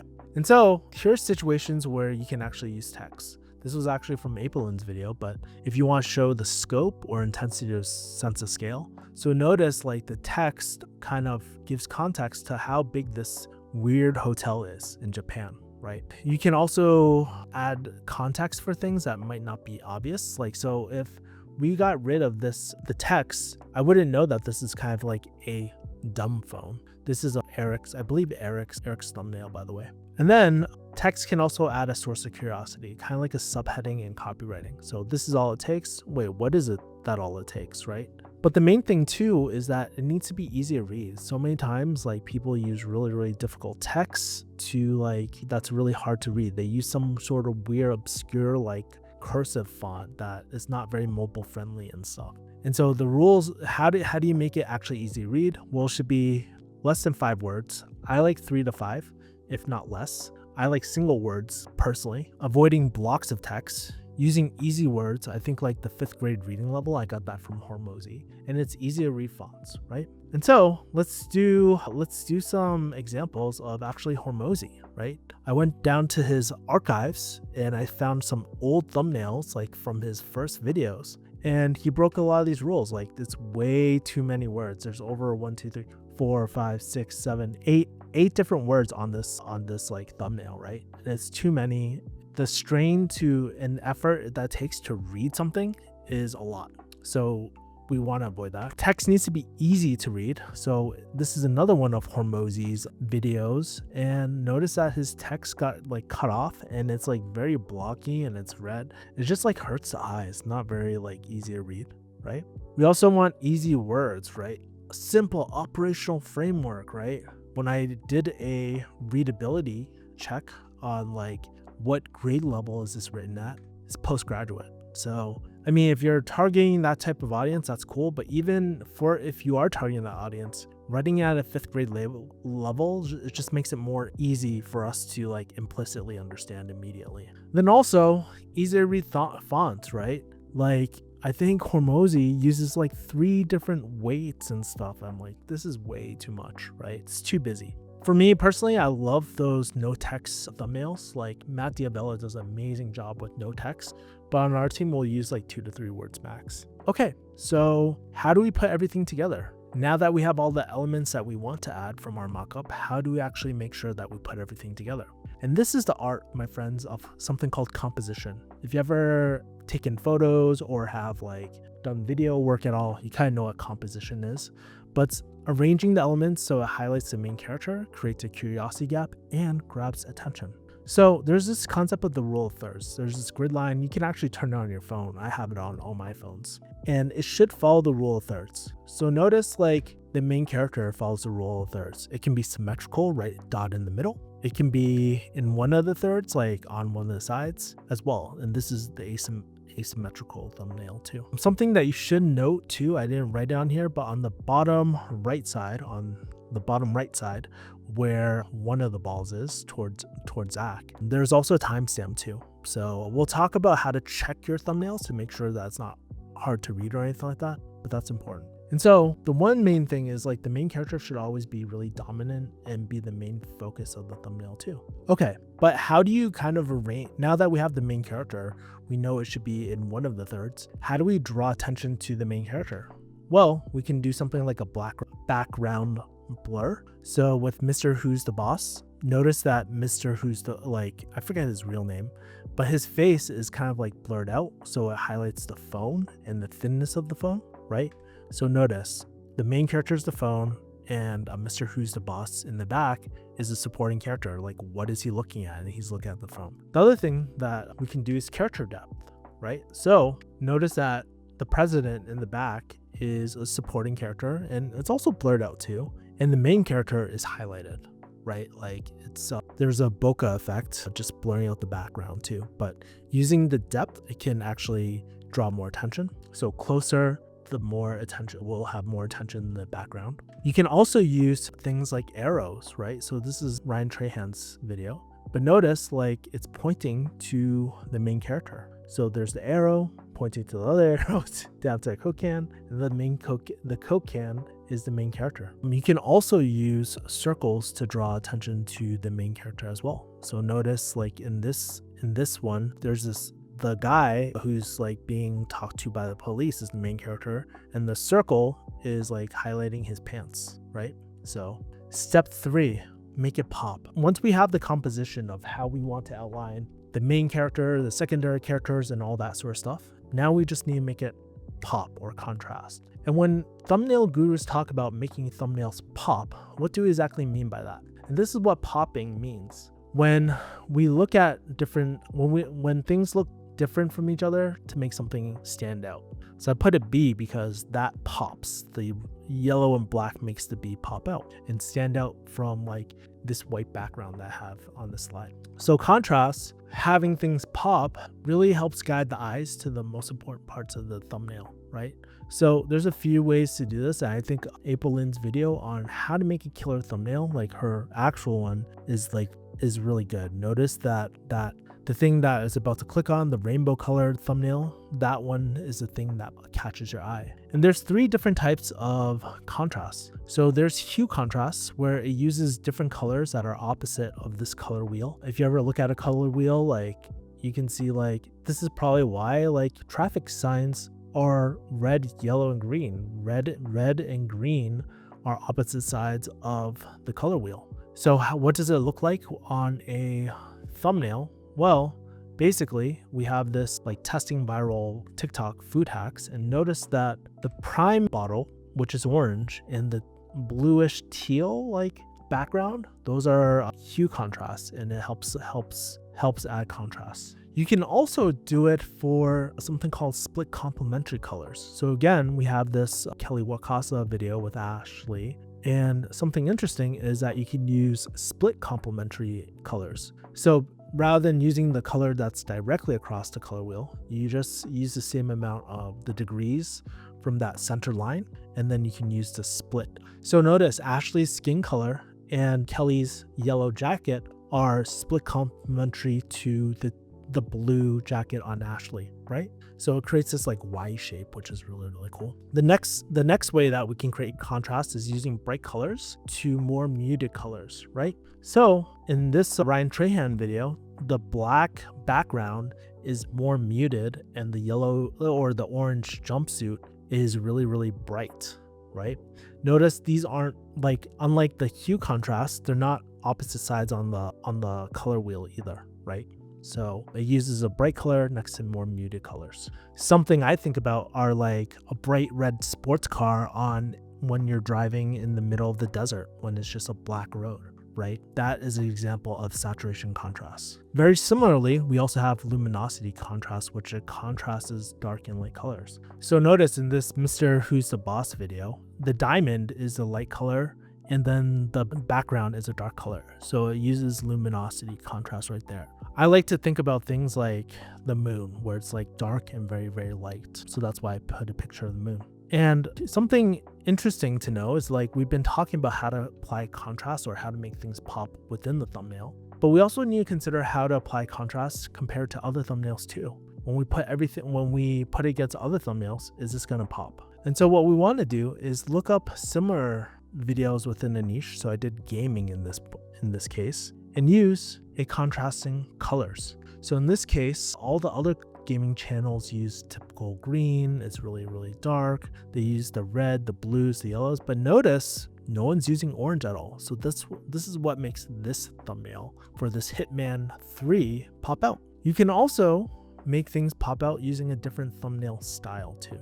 So when we look at Jiu-Jitsu, this thumbnail really pops out to me because it's a very minimal thumbnail. A lot of the ones are highlight reels or like competition type of things on the mat, but this is just a simple white background. And when others do more complex things, you can go more minimal. If everybody's all minimal, you can go more complex. And this is how you can stand out from other thumbnails out here. A really cool thumbnail that I recently found actually incorporates both of them at the same time. So this is Not Yellow by Vsauce, very popular thumbnail by the way. But notice that it's very contrasting within the thumbnail, right? Especially if you're in dark mode, but it's also contrasting like against all the other thumbnails too. And this is probably why this video has over 22 million views. Okay, so now that we have a great thumbnail, how do we actually check the thumbnail and make sure that it's good in the first place, right? And so we can use 3 different tests. There's the clarity test, which is looking at the thumbnail as an individual, a contrast test, which is like comparing against other thumbnails in a group, and a glance test, which is a feedback loop from real people. And something that we should know is that we're using this like blink concept for all 3 of these. So the blink test, I got this from Daryl E's the YouTube formula. So this is when you actually close your eyes for a few seconds and then open them and then notice where the eyes go first. So let's try it for a few, right? So let's close our eyes and then open them. Where do your eyes go first? Well, if you're anything like me, then it probably went to this glitter box thing over here. Let's do another one. Close your eyes, open them. Where do your eyes go? For mine, it went to this bright yellow one.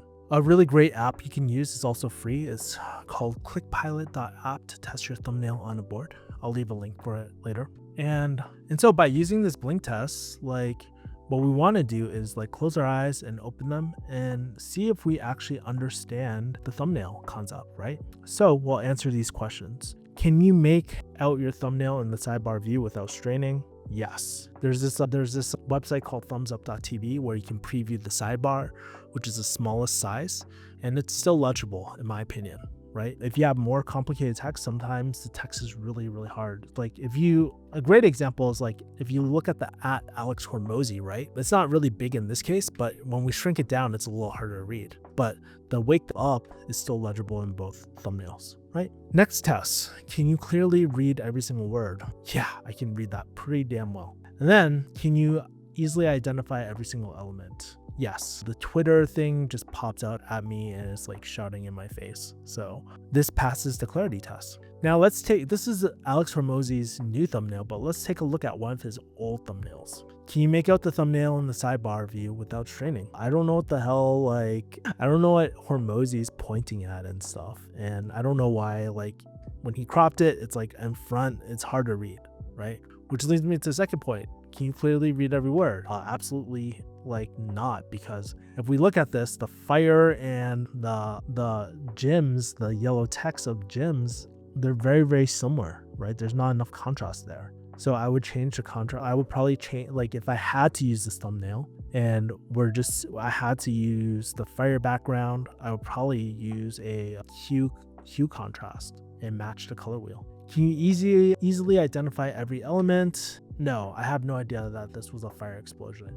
If it wasn't for me like looking at this and really studying it, I wouldn't really know. But if I was just like kind of like just scrolling through things, I wouldn't even think twice. I wouldn't even know that's fire. And so let's look at the contrast text next. So does it stand out in a crowd? So a cool thing that you can use is one of 10 Finder extension. It's free, by the way. Like I said, I have a whole review video that goes over how to use it. But basically what you can do is actually load up your thumbnails that you want to have and basically pull up an Explorer page, and then you can insert, should put a red box, but you can insert your thumbnail on the bottom right one too, right? So kind of, it's like harder on dark mode, but like compare the other Hormozy things and other videos on the platform. So does this thumbnail pass the contrast test? If we put it on a bunch of Explorer explore videos, is it really easy for it to pop up? Kind of. I mean, like when you look at any of Hormozy's actual thumbnails, they're a little bit darker compared to the rest, but kind of. Doesn't really scream out at me. But when we look at something like light mode, this pops out a lot more. It's probably because of like when we're looking in dark mode, right? There's like no luminosity contrast compared to the white and black. It pops out in light mode. So it really depends. If you're in light mode, yes, it does pop out. If you're not really. Does it interrupt the pattern? Yeah. Like compare all these other like YouTube videos. Does it interrupt the pattern? Definitely. Hormozy uses a bold statement with in it, right? Compare everyone else. Everyone's like very PC. They're using dollar signs and stuff, but this one's like, wake the f up, right? Does it stop the scroll? Well, when I was looking at it, definitely. And again, you can use Click App to kind of scroll and see if the scroll stopper actually works. The last thing is using the glance test. So this is my creator mastermind. We do this all the time. We always get feedback on the thumbnails. So what we'll do is show our thumbnails to someone else. So we'll resize it on thumbsup.tv or ClickUp or something like that. And we ask questions like, hey, what sticks out first? What do you think this video is about if I don't show you a title? And what kind of questions appear in your mind after you see this as well? And so with the feedback, you can create like 2 to 3 different variations too. And it's important to create variations so you can A/B test it on the platform. You can use something like TubeBuddy or vidIQ. That's the only thing, actually, no, sorry, only TubeBuddy. That's the only good thing about TubeBuddy if you want to A/B test, but yeah. Okay, so now, next, let's go to titles. This is kind of like the third part. So keep in mind, we've used Film Boost Ben's criteria for our idea. We have the big, easy, new, and safe idea. So really at this point, the title is not really about coming up with the idea at this point. It's really about packaging the idea in the clearest way possible. And what I've noticed about good titles is that it kind of matches what the thumbnail shows and confirms the question, do I actually want to click on this video? In my opinion, a thumbnail kind of grabs the attention and makes us curious, but the title kind of sets the expectation of the video, of what the video is about. So let's look at these thumbnails again. Right? If we look at these thumbnails, we can kind of guess what the ideas are, minus the middle one. The middle one, I'm not quite sure, but it's like for the far left one, it's probably going to be like, oh, 40K per month, something about like asking kids, like college students, how they make 40K per month. The last one's like, oh, asking 16-year-olds on how they got this Lambo, something like that, right? And so what's the curiosity gap created when we look at these thumbnails? Well, how does this kid make 40K per month as a Harvard student? What is for the middle one, what's the important thing that this lifestyle entrepreneur had to tell me? And how does this 16-year-old have this Lambo, right? So do you remember these thumbnails that we looked at before? Let's take a look at, let's ask ourselves, what's the curiosity gap that this is created when we look at these thumbnails? So let's take at the Harvard one. What comes up for you?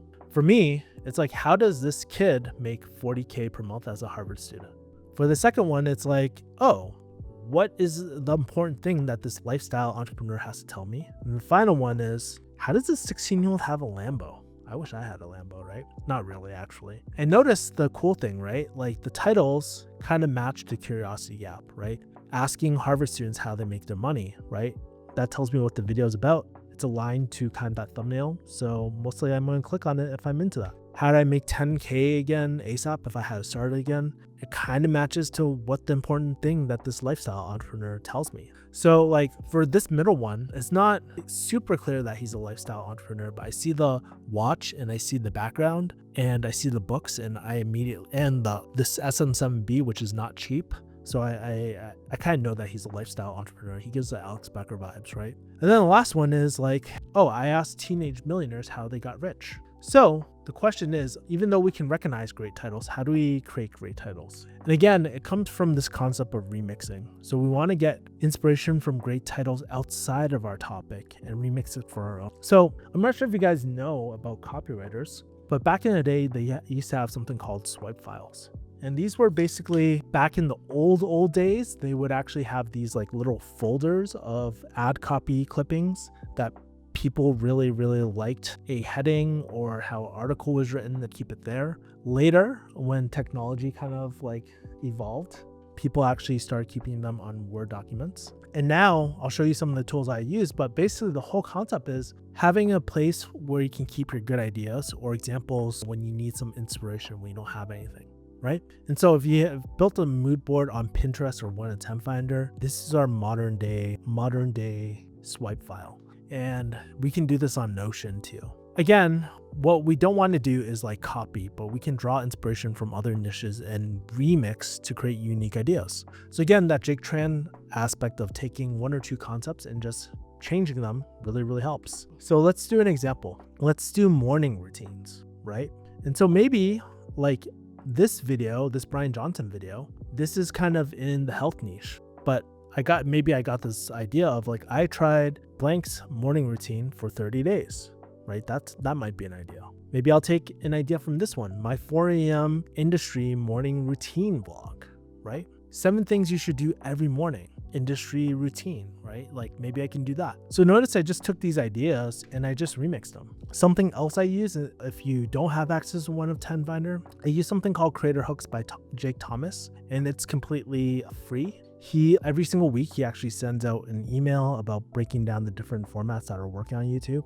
And he also has a subscription-based model too, which is kind of like 1 of 10 Finder, but it's for titles. And so basically he'll break down a trending video, he'll break down the title formula, he'll break down the psychology of why something works. He'll talk about how you can use it, and then you can just sign up for his newsletter here. This is an affiliate link, by the way, and it gives me credit and stuff too. So I'm trying to slide in Jake Thomas's DMs and build a relationship with him, so it would really help me out. Step 2, make your titles emotional. Put a teardrop. How sad. So remember this concept of the reticular activating system that we're talking about? This is the part of the brain that helps us filter out things and filter on what's important. So it'll tell us, like, again, it keeps us awake, it filters information, it prioritizes what to pay attention to and what to kind of ignore, right? And so this is probably one of the reasons why we have a bias toward negativity, because the reticular activating system used to help us detect threats.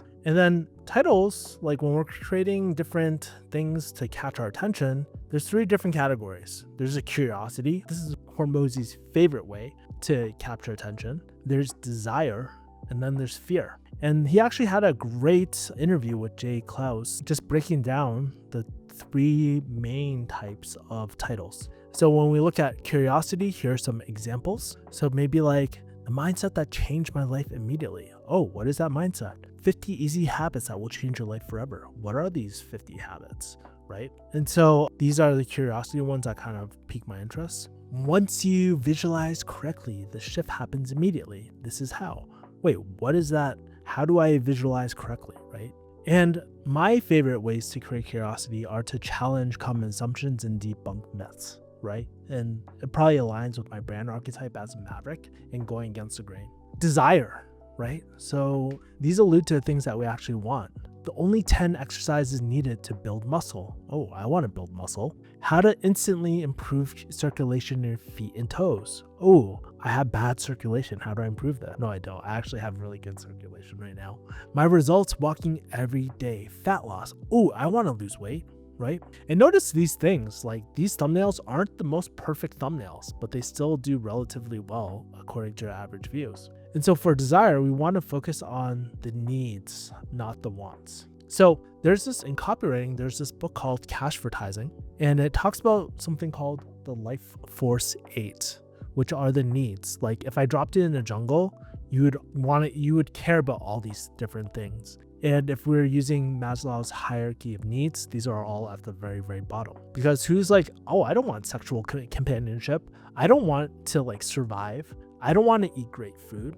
Like these are the needs that we typically have. But then there's something called the 9 learned human wants. These are secondary wants that we have. So they're not essential, right? But like they're still important to us, but they're just not intrinsically important. These are the things that society kind of tells us like what's important, right? Because here's the truth. I dropped you in the middle of the desert. You probably never say, oh my God, I'm dying for a discount, right? And so when we're focusing on desire, we want to focus on the needs, on the Life Force 8, not the 9 human wants, okay?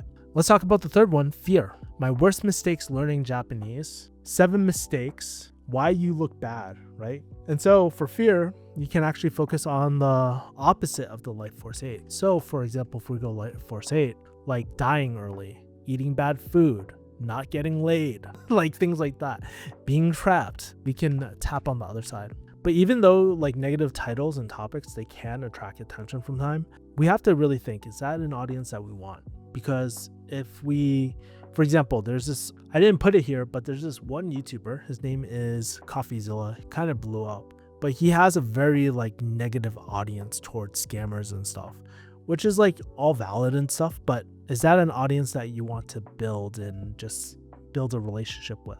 For me, I don't want to be around negative people all the time because it affects my own mental sanity. So that's really a question whether like what kind of audience you want to attract. The last thing is the next thing is to keep it short. And so one of the things that people used to do back in the day was like keyword stuff in the title. So vloggers, by the way, like especially like the girl vloggers, they're notorious for filling their things like car living alone diary, 0 living costs, 0 friends, and my life as a Silicon Valley. I don't know why these titles do really, really well. Like this video obviously did super, super well, but here's the problem. It gets cut off after 55 characters, right? There's like, you can't see what comes after, right? And so one of the things that we want to do is use things like thumbsup.tv to make sure it fits. So I like to stay below 55 characters and then check on thumbsup.tv. Some other formatting options for your titles, it should be between 45 and 55 characters. I like single thoughts or ideas or statements. That's my personal branding like preferences, so I would probably recommend that. I would avoid words like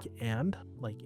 Typically, you probably want to simplify it in that case. And make sure it's at the 5th grade reading level too. Keep in mind there's always exceptions, like this video was her breakout video, right?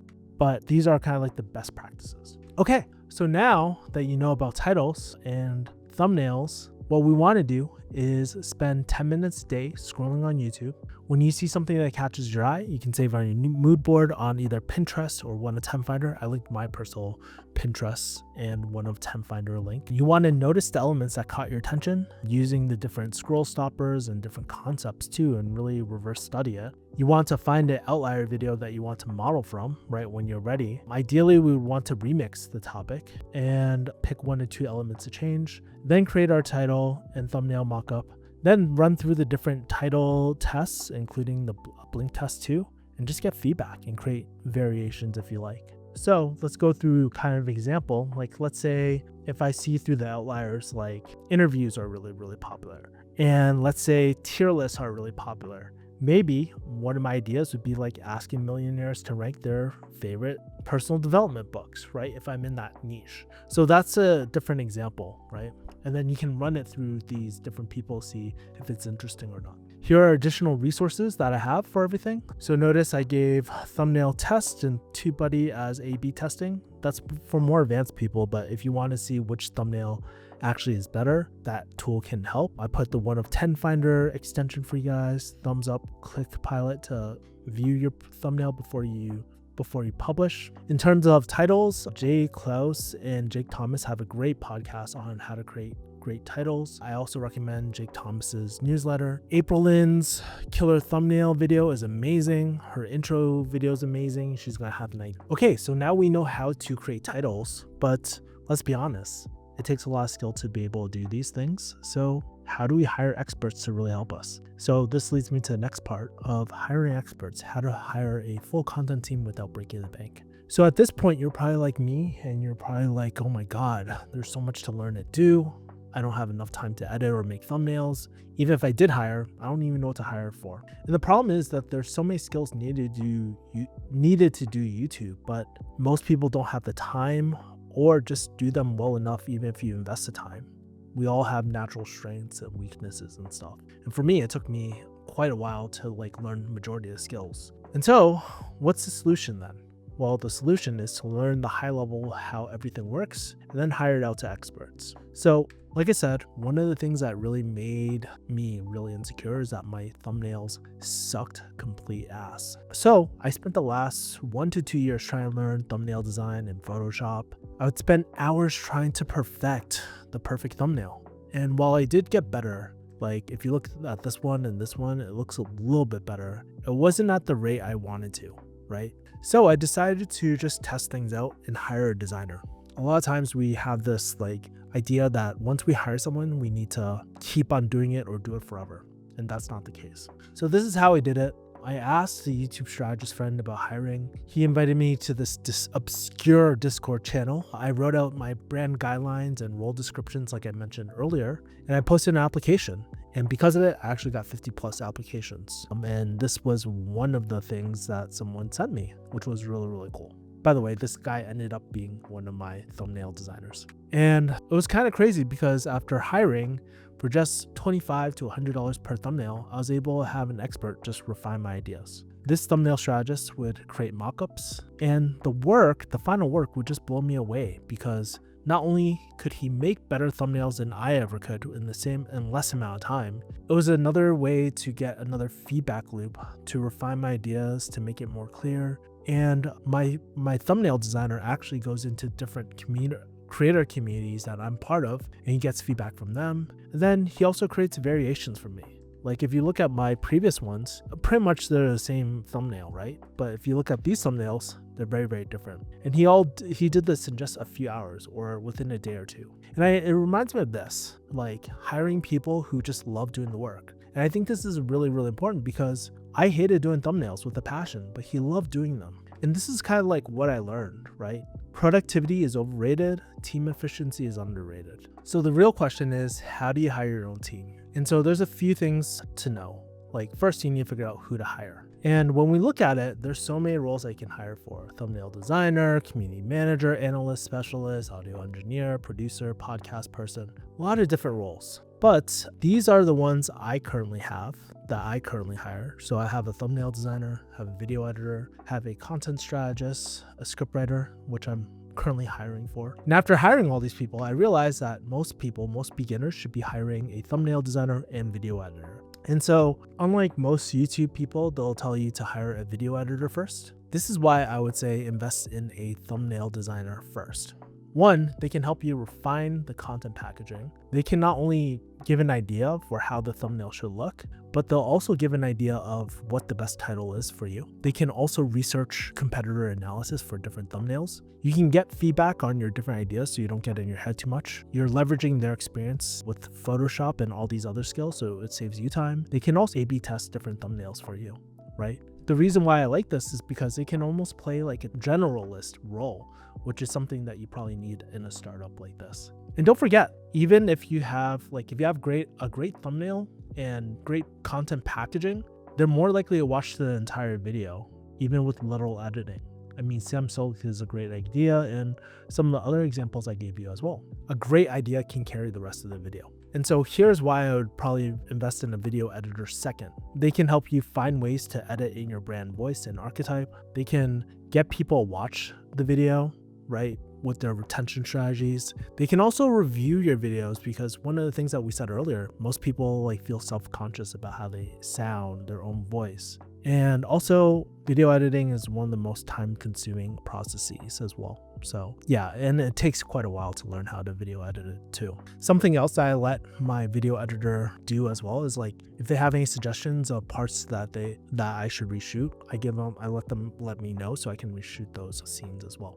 But before you even hire, there's something that you should know. You should have clear branding guidelines, role descriptions, applications, a content brief as well. And you can use ChatGPT to kind of help you with this. The reason why is because when I first hired, I would have all these discrepancies. It wasn't the pacing that I wanted, or there was these weird typography or text, weird text stuff that would pop up, and I would get really frustrated. We have a back and forth. I'm like, why don't you get it? But I realized as a business owner, it was actually my fault for not giving clear enough instructions. So let's walk through some of these. So when I look at branding guidelines are really important because it's kind of a document of how you all the things that you use for your brand. So the colors, the fonts, the logos, the words, to get that same brand look. So for my brand guidelines, I always have my mission, my client avatars so they know who I'm kind of serving, my different brand archetypes, because the brand archetypes will also affect the music choice and certain things like that, or the mood of the general mood of the edit, even for a thumbnail too. I'll provide the color palettes, typography, and fonts, especially for the video editor. I'll give my blue ocean strategy so they can see how I differ from my competitor or other YouTubers as well. And then I'll also have a video editing guidelines, and if I've learned how to edit, I'll provide like a template. So if the editor has done Final Cut Pro, they can just copy my template and all the stuff is preloaded there. I also provide thumbnail guidelines, including also other videos I liked. I think this is really important because if you kind of just let them do their own thing, they're going to edit in their own style. So one of the things I like to have is like how I give them that swipe file that I was talking about earlier that has my Pinterest board or my 1 of 10 finder board. So there's that.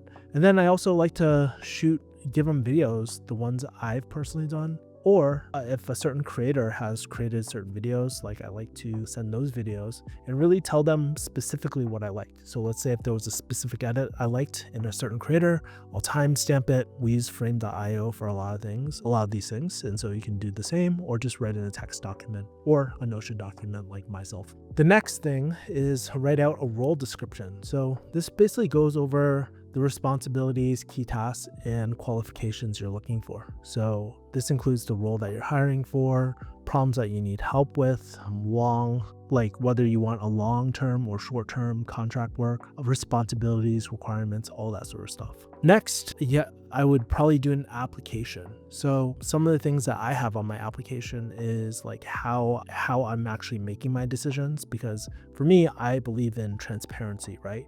Kind of defining what performance looks like. And this is going to be hard if you're a new YouTuber, right? Like you just don't know sometimes, but some great things to kind of focus on. So for editor, it might be their retention, right? For the thumbnail, it might be click-through rate or number of impressions or something like that. You can tie a KPI towards something. Another thing I do is talk about deadlines when I'm closing up this application. So in this example, I wrote November, right, with a specific date and time. I'm going over the next steps of like if you are accepted and the secret code. And this one is really important because it shows a few things. Like if you look at my bottom application, it says toggle me. It's important. I have a secret code right there where they have to enter a certain emoji on one of the sections as well. So that has really helped because I realized even though there's a high correlation of people hitting that emoji and not hitting that emoji and how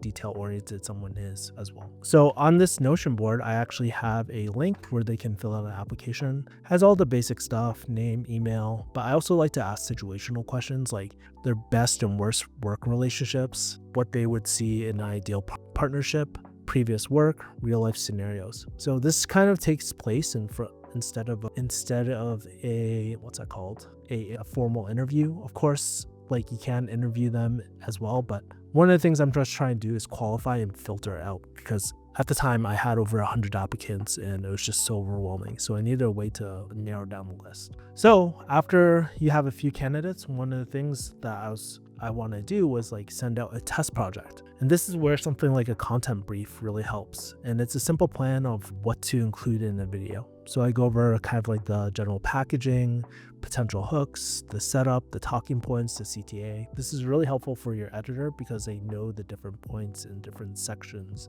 of the video too. Now, there's a question of like, how much do you pay your team? And personally, like I've avoided most agencies up until now because they're really expensive. Most agencies, they're doing all the filtering for you. So they have their own base team, but then they have to charge like 20, 30. There's a percentage that they charge because they need to make a profit, which I don't blame them.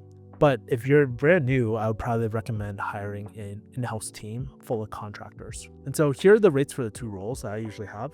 I've seen it depends there's a lot of different factors and it depends on a lot of different things. But for my thumbnail designer, I'm aiming to pay in between $25 to $100 per video. You'll find those Fiverr people you'll find Fiverr people, but honestly, their work has not been very, very good. Same with video editors. You can find a lot on Fiverr. Some are hit or miss. I actually found my main editor through Fiverr, but usually I pay anywhere from $50 to $200 per video. For the video editor, I'll pay for a more complex edit, right? Like if there's multi-angle, color grading, sound design, B-roll graphics, that eats up into a lot of their time, and there's a lot more back and forth. So I will pay more for that too. For example, my 1 of 10 Finder video, I paid almost $200 just for that one video because it was a revenue producing video, and I also want to be really, really good. Next question is, you might be asking, where do you find these people? So I've tried a lot of things like Fiverr, Upwork. I've actually never used online jobs, but I've heard some good things about it. But honestly, it's hit or miss. But the other route I went down was joining YouTube creator discords, getting referrals from my friends. And the hard part is, like what no one will tell you, is everybody's trying to protect their in-house teams and contractors. And so first solution is going to youtubejobs.co. Disclosure, some of my friends use this. I've never tried it myself. So this is kind of like a job board specific for YouTube, and they actually track which YouTubers have like used which services. The other thing that I'm trying to do right now too is create a preferred vendor list with my creator mastermind. So if you're not sure about hiring someone, that's okay. You can always do a test project first. Another thing that I am potentially doing too is a YouTube sprint or accelerator where we use my team just for one video. Definitely not for ongoing stuff, but like for one thumbnail, one video, that's reasonable. I haven't thought about what's reasonable. That's something I'm working on too. So you can stay tuned for that offer if I decide to move forward with that. And so again, it costs money to do this, and I think it's always worth it. And I also look at this as like building your skills as a creator business owner, right? As a founder, you're going to have to hire your dream team, but once you hire them, it's smooth sailing, trust me. So action steps. You want to make your brand guidelines, and with all the criteria that we talked about. You want to think about getting a thumbnail designer and or editor for your first project. You can try youtubejobs.co. By the way, like if you are really great at thumbnails, then you can try doing this by yourself, right? Or if you're really great at editing, you can do it all by yourself. The main thing is like you want to get away from this medial tasks, focus on the revenue, like high leverage activities. So like for me, I think about like, what are the YouTube ideas that will increase subscribers and increase viewership for the channel? What are offers I can provide to my existing audience that people will love? Like those are the high level things, because then I can hire more people and there's a pinwheel effect. Third thing is you can try YouTube jobs. Like I said earlier, if you need help with your first video, you can apply for our YouTube sprint or accelerator. And if you are an existing creator and want creator friends to help your growth, you can apply for our YouTube mastermind if you need more help. So now you know exactly what to do. So we talked about branding earlier with all the action steps. We talked about creating your ideal avatar. We talked about how to do research, right? We talked about channel research. We talked about thumbnails and titles, right? We talked about hiring experts. So now you're at this point saying, man, oh my God, this YouTube stuff is a lot of work. I'm not sure if I still want to do it. So really, if you made it this far, I really want you to keep in mind that we're getting paid to make videos and market our products and services. Like it was hitting me because I was at my friend's mastermind and I was talking exactly about this. But in what crazy world can we make a full-time living, have business write-offs by talking about our favorite things, and make friends around the world, and really famous people too, all while helping our business grow? And when I think about that, it's the last thing that really moves me, because here's something I didn't talk about. Here is the real reason why I stuck with YouTube all these years. So remember that story I told you about? I had to pee and I was going to a culty EQ seminar in Vegas, and I had this it was like this personal development thing. I eventually left it out pretty shortly after this, but I had this crazy breathwork experience, right, while I was here. And I don't know, I've never really had a spiritual experience, or like we're never religious or anything like that.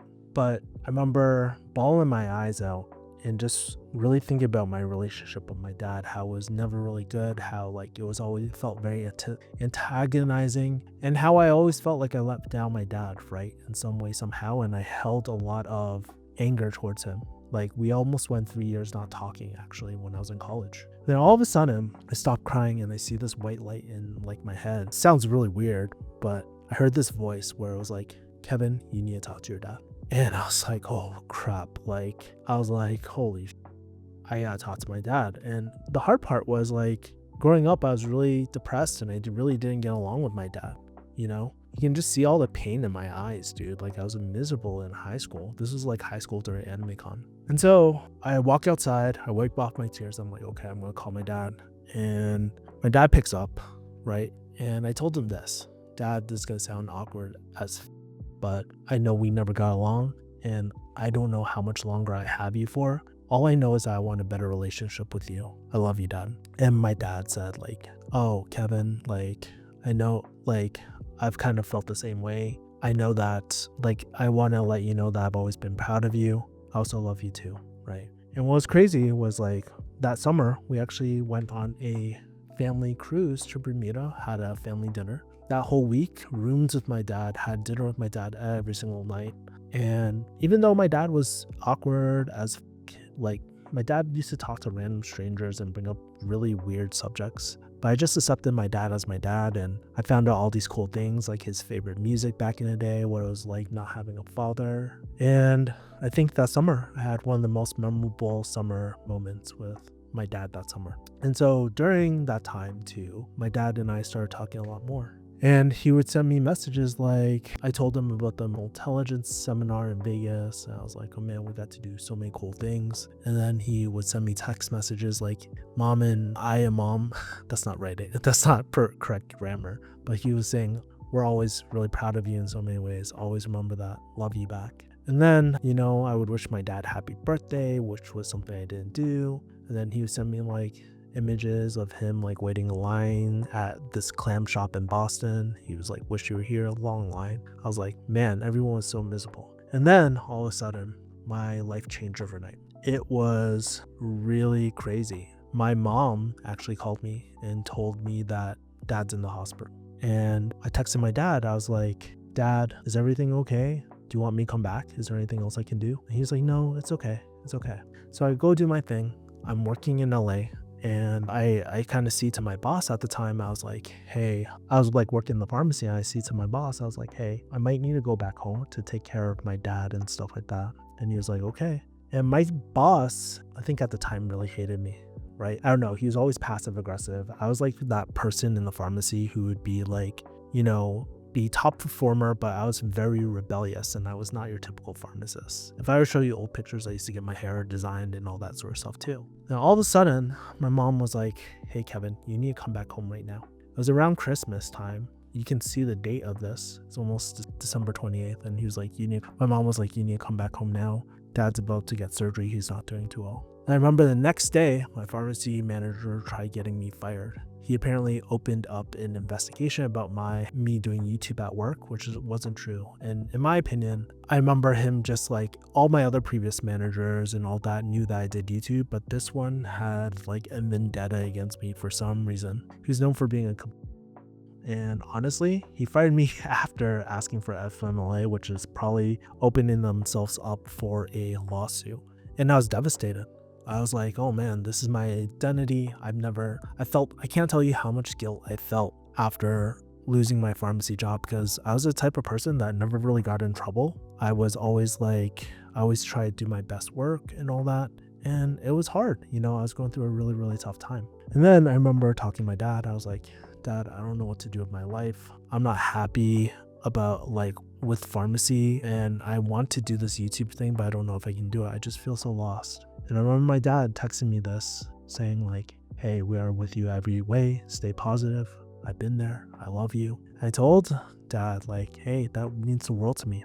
And he always reminded me that I was strong, talented, and just come to them if anything. And I remember also like when I saw my dad, the crazy part was I asked him, it's probably like 10 minutes before he went to surgery. And he was like, I asked him, hey, Dad, do you regret anything? Like, what are some of your regrets in life? And it's one of those moments where he didn't really say anything. He was like, I don't know. He said something like, I don't know, right? Like, I'm not quite sure. But in his eyes, you could tell like how much regret he had. And he was gone. That was my last conversation with my dad. And because of my dad believing me, like he reminding me that he's always with me in every single way. He was the reason why I became a full-time creator and stuff. And so I shared my story about repairing my relationship with my dad, and people started sharing their stories. I wrote an article, I did a few videos, and I remember like I would get comments like, because of you, I actually talked to my mom and dad today. And I wonder, after those videos, how many people ended up talking to their parents and changing their relationships with their loved ones forever? How many kids like me actually talked to their dad or their mom, the people that they never came with and led with vulnerability? Now, I'm not saying that all those relationships change, but it's usually planting the seed that, it is possible to actually have a loving, great relationship with your parents. And it was all because of one video. So my final question to you, if you are on the edge of if you should do this YouTube thing or not, what stories do you want to share that could help people around the world? Imagine all the people that you could impact. That is it. That's my YouTube presentation. Thank you. By the way, if you want the slides, you can go to refugeehustle.com/YouTube Masterclass. You can apply for our invite-only programs. We have limited spots, doped scarcity, and here are the links for all the programs here. I just want to say YouTube has been the best decision in my life, and if you made it this far, then you are probably the top 1%, and I'm truly grateful that you've made it this far. If you want to stay in touch, you can join my email list at refugeehustle.com/join, and I appreciate you. I can't wait to see what you can put into the world and hopefully change your life as much as it did with mine. Peace.